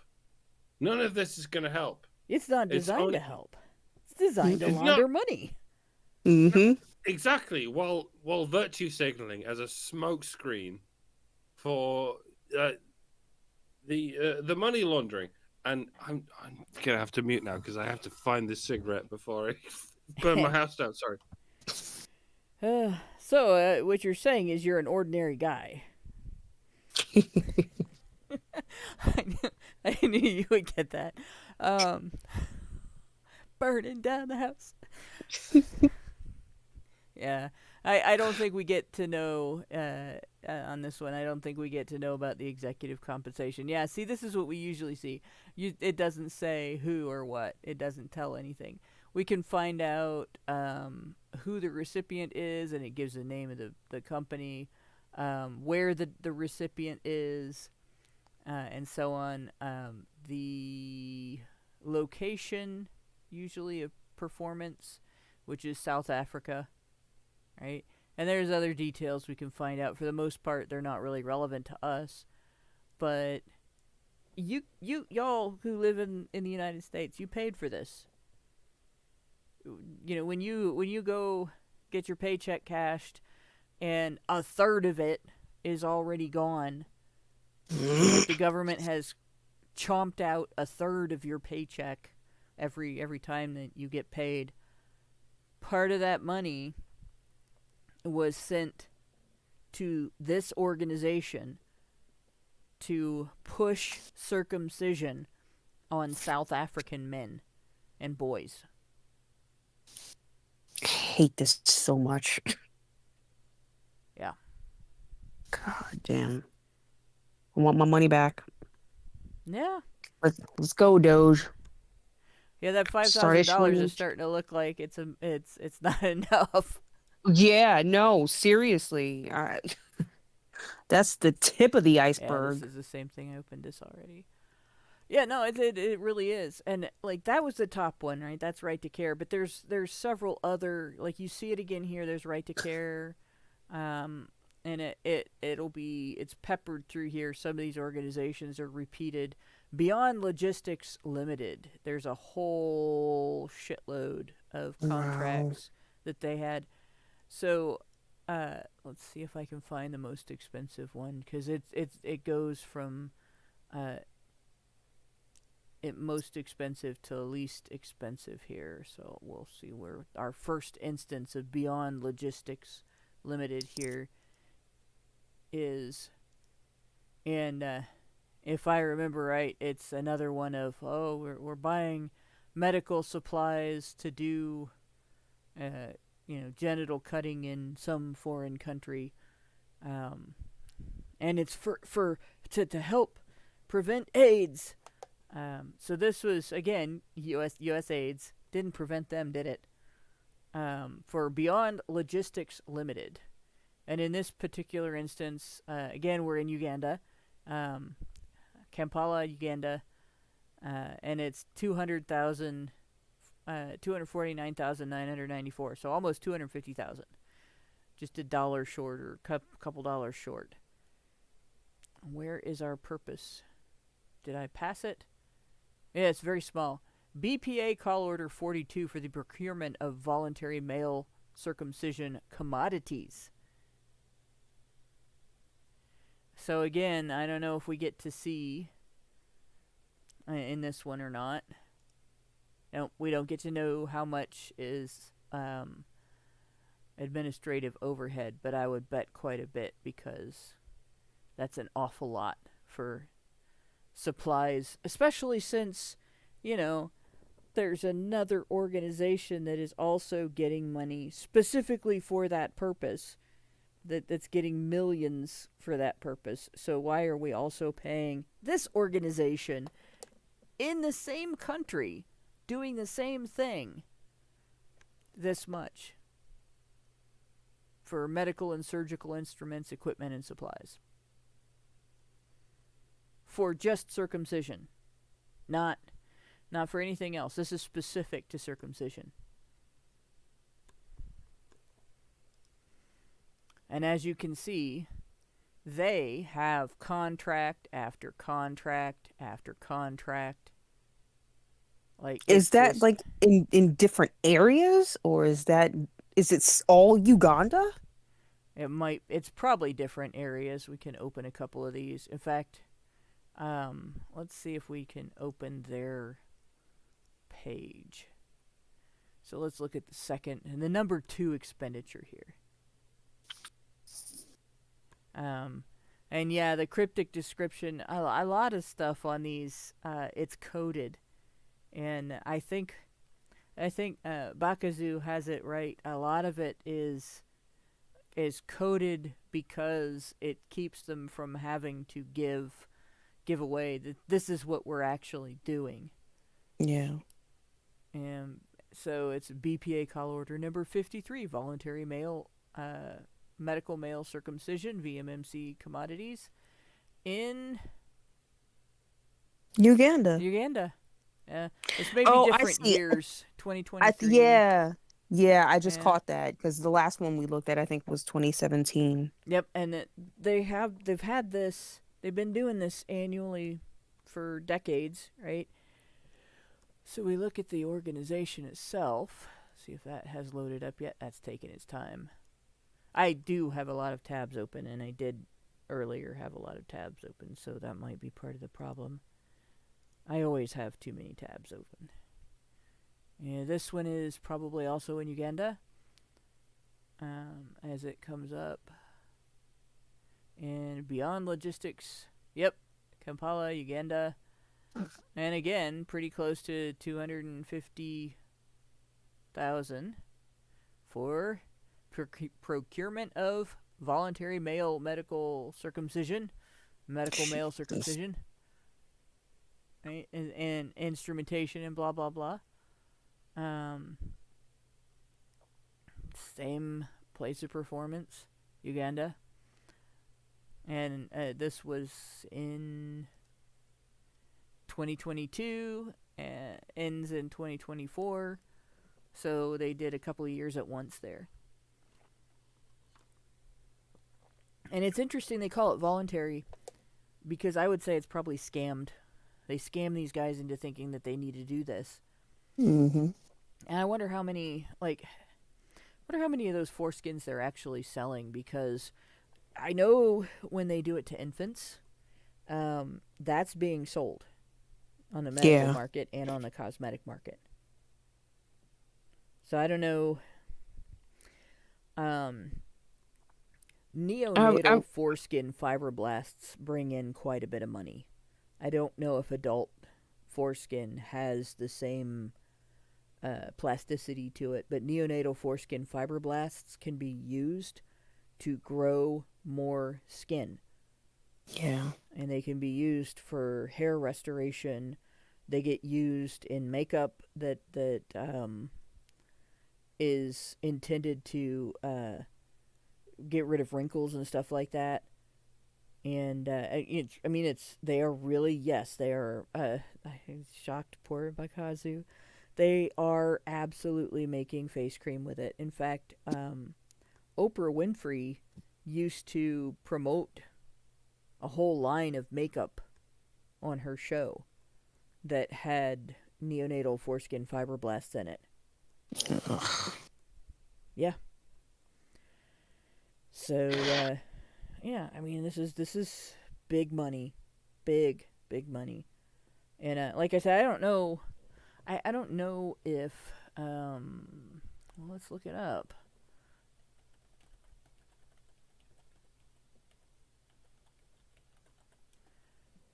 Let's see. Yep, adult foreskin fibroblasts are cells derived from the dermis of adult skin. They are used in a variety of research and medical applications, including tissue engineering, regenerative medicine, and drug screening. Drug screening! Really? Oh my God. So when you buy a drug test to use to see if your teenager has been smoking pot, that could have had foreskin cells used in its production.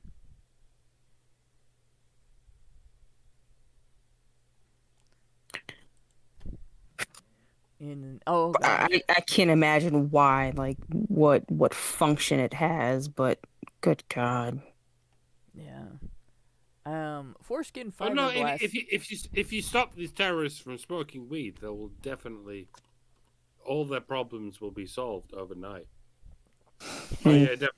Yeah, definitely. Yeah. Totally.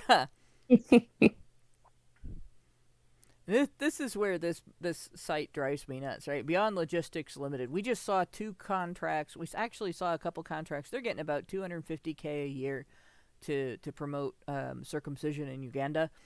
So what does it say here? Total awarded amount $0 from transactions. We know that's not true because they're getting about $250K a year, right? And here it has transactions over time. So this is not the only thing they're doing. Because in 2023 they got 4.6 million. 2022 they got 4.2 million. And they didn't get that much so far in 2024, but we may not have all that information yet. But that's just this is one of the variety of names that this Beyond Logistics Limited has a set. There's the parent and the child recipient, and they both have the same name. We've seen that a lot too. So it's a corporate entity, and again, here's more awards here. Quite a bit going on there, but it doesn't give us as much information. It's an LLC, huh? Doesn't give us as much information as some of the different. Let's try all fiscal years and see what we get here. Some of the different companies that we've looked at or recipients that we've looked at. Oh, there we go. 13.3 million in awards over time. And yeah, 78 transactions. 78 transactions. Which we could look at the awards to this recipient on another page here. But you can see it doesn't give the... Oh, it's giving the top 5. That's partly why. Let's look at transactions over time. Overview. Alright. Some pages that we've looked at have told us more about like where the organization operated or how many years and stuff like that. But this one we don't get that information, but we can look at the different transactions. So I'm going to close that tab because we're done with it.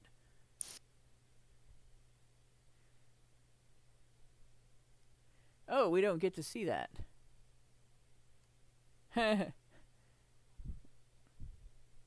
Alright, so we'll reopen that tab and we'll try this again. Maybe we'll just go directly there because this obviously isn't going to give that information.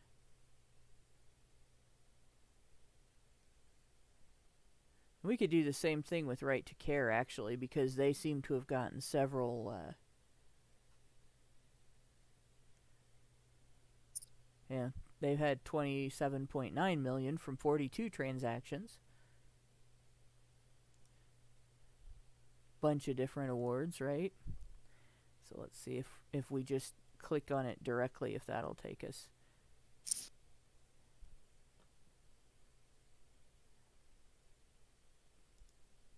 Okay. So we know there was 42 awards that it should be taking us to here. Yep, and there they are. 4 4 results that we get to see.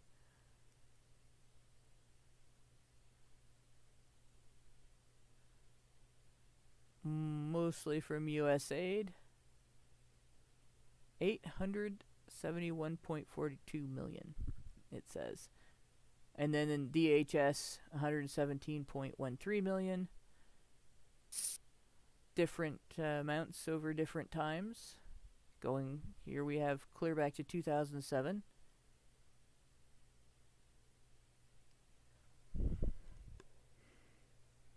Gathering more data. Oh, it's going to tell us where it was spent. Well, it wasn't spent in the United States. So... Ha! Hang on, let me see if I can increase the size of this. It wasn't spent in the United States, but... does it let me? Yes, it does. Let me zoom in here a little bit.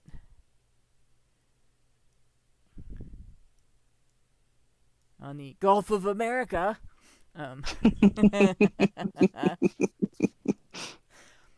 But yeah, we're definitely in the wrong place for it to. Let's see if we can go. Will it tell us? Nope. Nope, it's not going to tell us. That's okay. It didn't spend it anywhere, right? It just spent the money. The organization just spent the money. But we know from having looked already that, it was where it was spent. So there's 4 contracts for these multiple awards. There's 9 grants. And then there's this one, I don't know what IDV stands for, but yet another contract.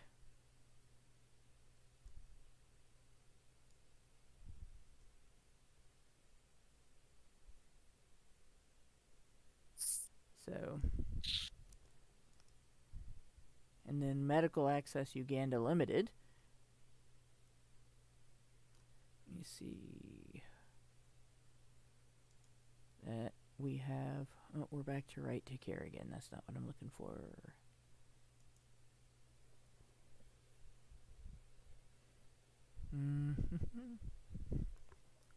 Beyond Logistics Limited. Did it give us the transactions? View awards to this recipient. Did it give us the awards?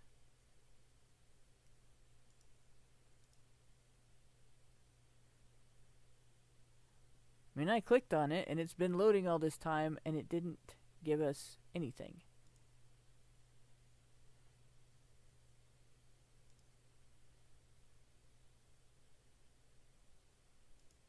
Let's see if it'll open it up this time.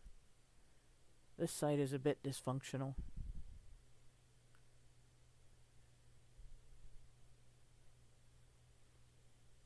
There we go. So yeah, 61 contracts for Beyond Logistics Limited, and 1 other contract here. So I don't know if all 61, because I don't know if that's 61 years, but 61 results.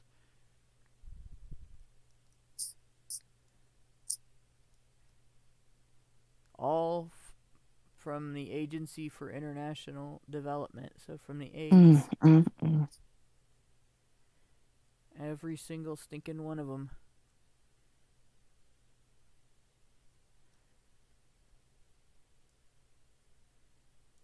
And yeah, there's different years going back. 2023, 2018, 2022, did I see 2019, 24? There's multiple payments per year. Yeah. Yep, for different things. So when you see these organizations making this money to go and do things like promoting circumcision against men in other countries, a lot of it is disguised as smaller payments. I say smaller, we're talking still about millions of dollars. There we go. The smallest one is 27,870. And the biggest, here at the top, is probably the first one we looked at. Nope. 249,994. So, just a variety of different payments being made. Although, how much is the IDV one? 0. So they have a payment, but we don't get to know how much it was. Blanket purchase agreement. So we don't necessarily know how much. Because that just basically means, yes, we're promising that we're going to spend money with you. But it doesn't say how much. Can you imagine? That's like a blank check. Mm-hmm. For the procurement of pharmaceutical supplies. My God. Limiting competition to local entities. I wonder if that means what it looks like it means. Limiting competition to local entities. Are they actually keeping other companies from operating in their That's area? what it sounds like. That's what it sounds like. And this is U.S. AIDS. 2017 to 2024.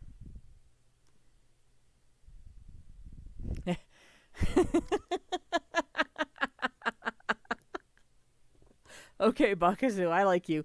They probably hired Salad Fingers as head nurse.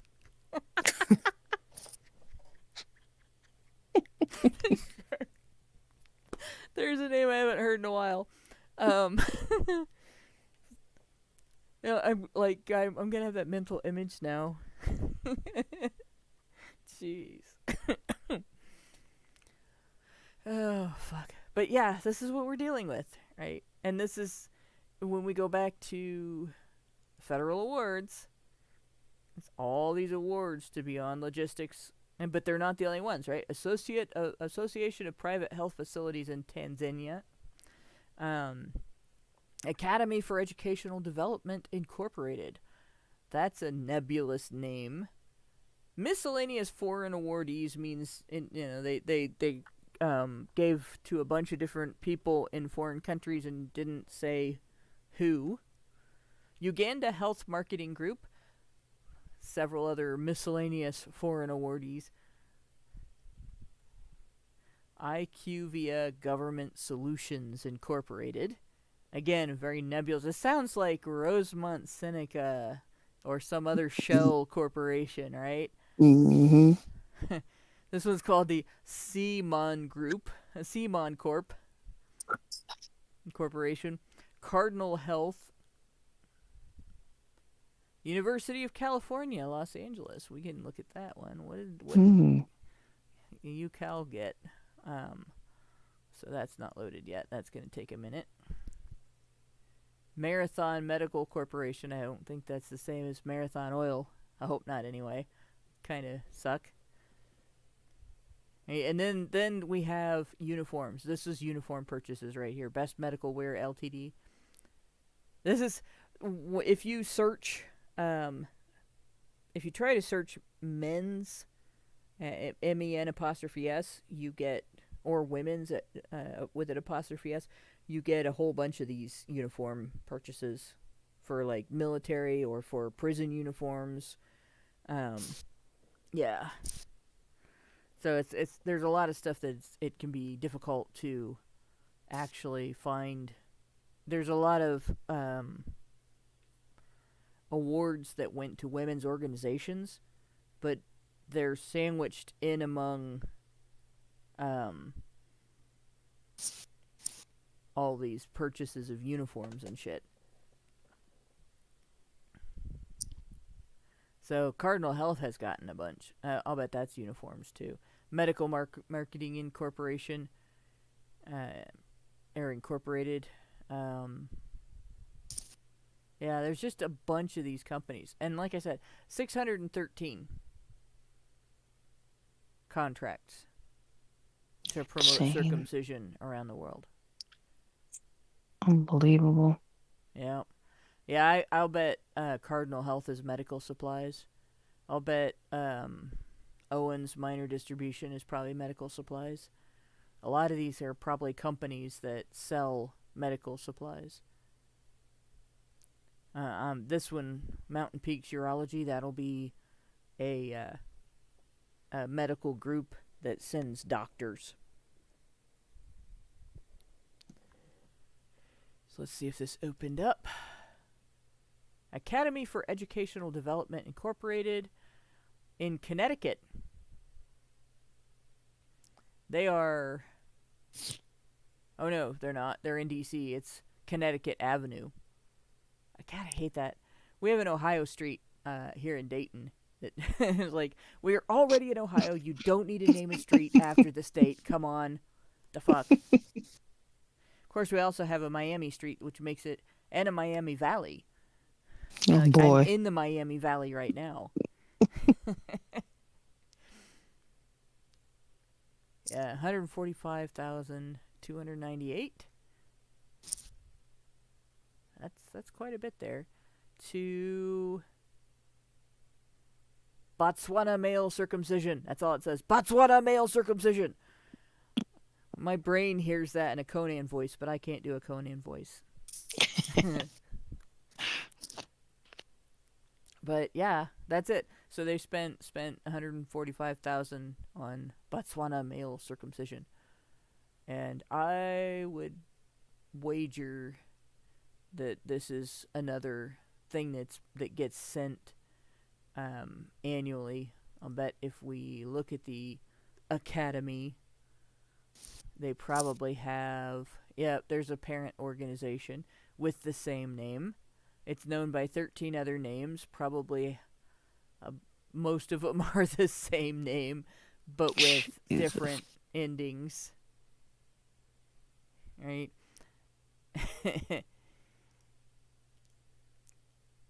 These are totally not shell corporations, though, guys. Just so you know. It's not the same thing.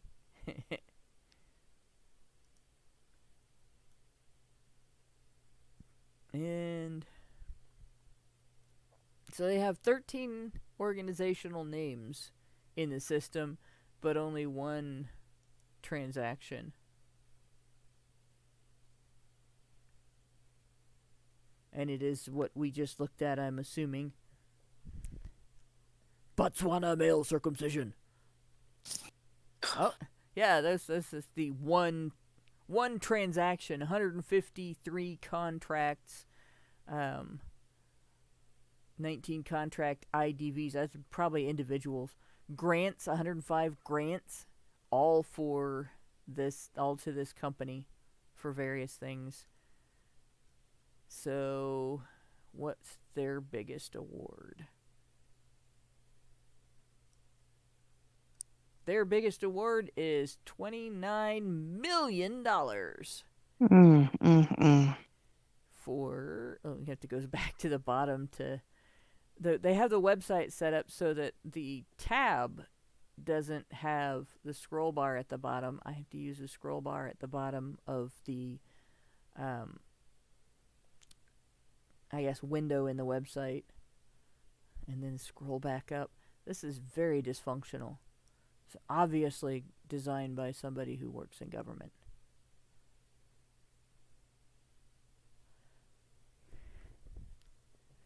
So it's there's a chance this could be something benevolent. There's a chance it could be not circumcision. Possibly, maybe. $29 million. Maybe it's, I don't know, childhood cancer or something. Curing childhood... No, it's USAID's. $29 million for Trans-Sahara Counterterrorism, titled Peace Through Development. We looked at Peace Through Development in another another organization's page, and it basically turned out to be taking local young men and teaching them to confront violence around them.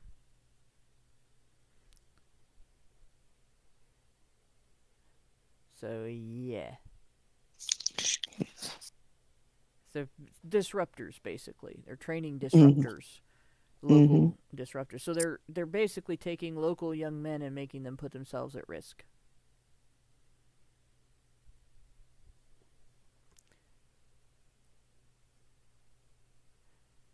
Yeah, and this has been divided into multiple little awards. So that's their biggest award. And it's, again, we have an organization in which the things like the promotion of circumcision are sort of couched in between these other initiatives that some people might consider valid or benevolent, whereas promoting circumcision in foreign countries really isn't. I don't necessarily think we should be going and interfering in the relationships between citizens in foreign countries either, even when those relationships involve gang violence. I think that if we do anything, we should be sharing what information we have and assisting them in planning initiatives that will work in their nations instead of sending people over to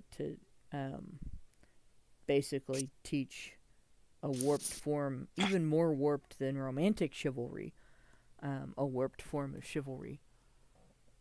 So this one, I think, is Health and Human Services. This is not USAID's, because it's got, I think that's what the HHS at the beginning stands for. So that might be healthcare, and might even be in the United States. But this is the second biggest, and we'll look at it, and then we're probably going to call it a night. Yeah. 23.7 million. I don't even know what this is. Oh, God. So, it says DHS Communication Support Task Order. This is from the Department of Health and Human Services, right? So what the hell is that? Well, the product or service code says market research / public opinion. So the same company that they're using to promote circumcision in Africa, they're also using to do market research for the welfare department. So, like, guys, that's where your money's going, and that's what they're sort of couching it in between stuff like that. It doesn't even say what the market research is on. So we don't know. They could be doing market research on anything from how do we stop people from relying on food stamps their entire lives to how do we get more women knocked up, or how do we promote more circumcision. Like, just crazy. We've seen everything from funding programs to impose voluntary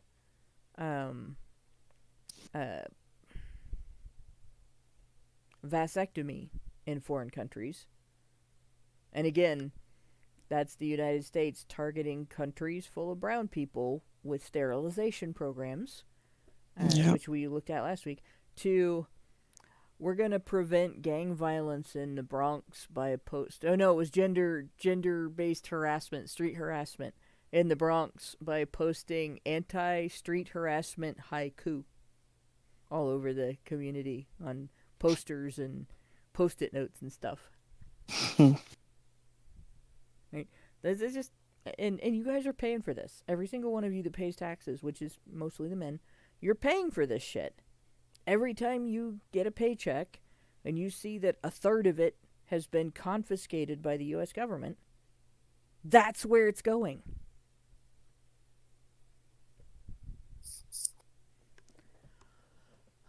So we're not going to get into the next subject, but the other keyword that I got into was Planned Parenthood. So that's where we may do a little more looking into before we go to Planned Parenthood into this program, which we mentioned last week. Age targeting and scale up of voluntary medical male circumcision in Mozambique, which they're literally trying to increase male circumcision coverage to 80% among young males from age 10 to 49. They're calling it voluntary. Oh my They're doing it to God. 10-year-olds, and they're calling it voluntary, right? So Oh that my might be where we God. start next week. But we Yeah. will eventually get to Planned Parenthood, because Planned Parenthood actually brought up results too. So, Because of course they did. yep. Let's see if we have any Aye. other commentary here that I need to read off. Yeah. Yeah, tonight's show is pretty rage-inducing. Right. The other thing that I may get into next week, before we get into Planned Parenthood, because I really want to hammer home this thing of we're shipping circumcision overseas. Understand that in South Africa, there are methods of circumcision that are worse than anything that is done to women. It just, male genital mutilation goes beyond even the type of female genital mutilation that involves sewing the vagina shut, mostly. There's some things that are, I'm not sure I can show them on YouTube. I'll have to really consider what I can and can't say, for instance, about subincision. Yeah. That's just an unbelievable. I don't know who thought that was a good idea first, or why people adopted it instead of putting that individual in a padded room for the rest of their lives. But in any case, yeah. So they're promoting circumcision in an area where, in some places, very brutal things are normalized. And they're doing it to children. And they're calling it voluntary. Disgusting. Yup. So, yeah, with that, we'll get out of the rage-inducing. This stuff is just... Yeah. And we may get in next week into... I may look up some actual material, because it's coming up pretty quick in a quick search tonight. We may talk a little bit. Yeah, Richard Beer, that's a good description for it. I'm not going to read that out loud, but that's about right. But what they do with foreskin after they remove it. So, with that, I will thank everybody for going through the books with me again, and the interesting commentary. And I know this was kind of a touchy subject, so it's kind of hard to talk about some of this stuff without getting ourselves in trouble, because there's some information that it's inconvenient for the establishment if you know it. So, but you know it now anyway. Tough shit, establishment. You know, come at me, so-called patriarchy. I shouldn't say that. They've been doing that all my life. So, but it's not a patriarchy. It's feminism. Yeah. And thanks to you guys for talking this out with me, and thanks to everybody who works in the background to make HBR Talk happen. Good night, all. We'll see you next Thursday. Clardy. Men's rights activists are machines, dude. Shit. Okay? They are literal machines. They are talking point machines. They are impossible to fucking deal with, especially if you have like a couple dudes who have good memory on top of that too. holy shit, you're fucked.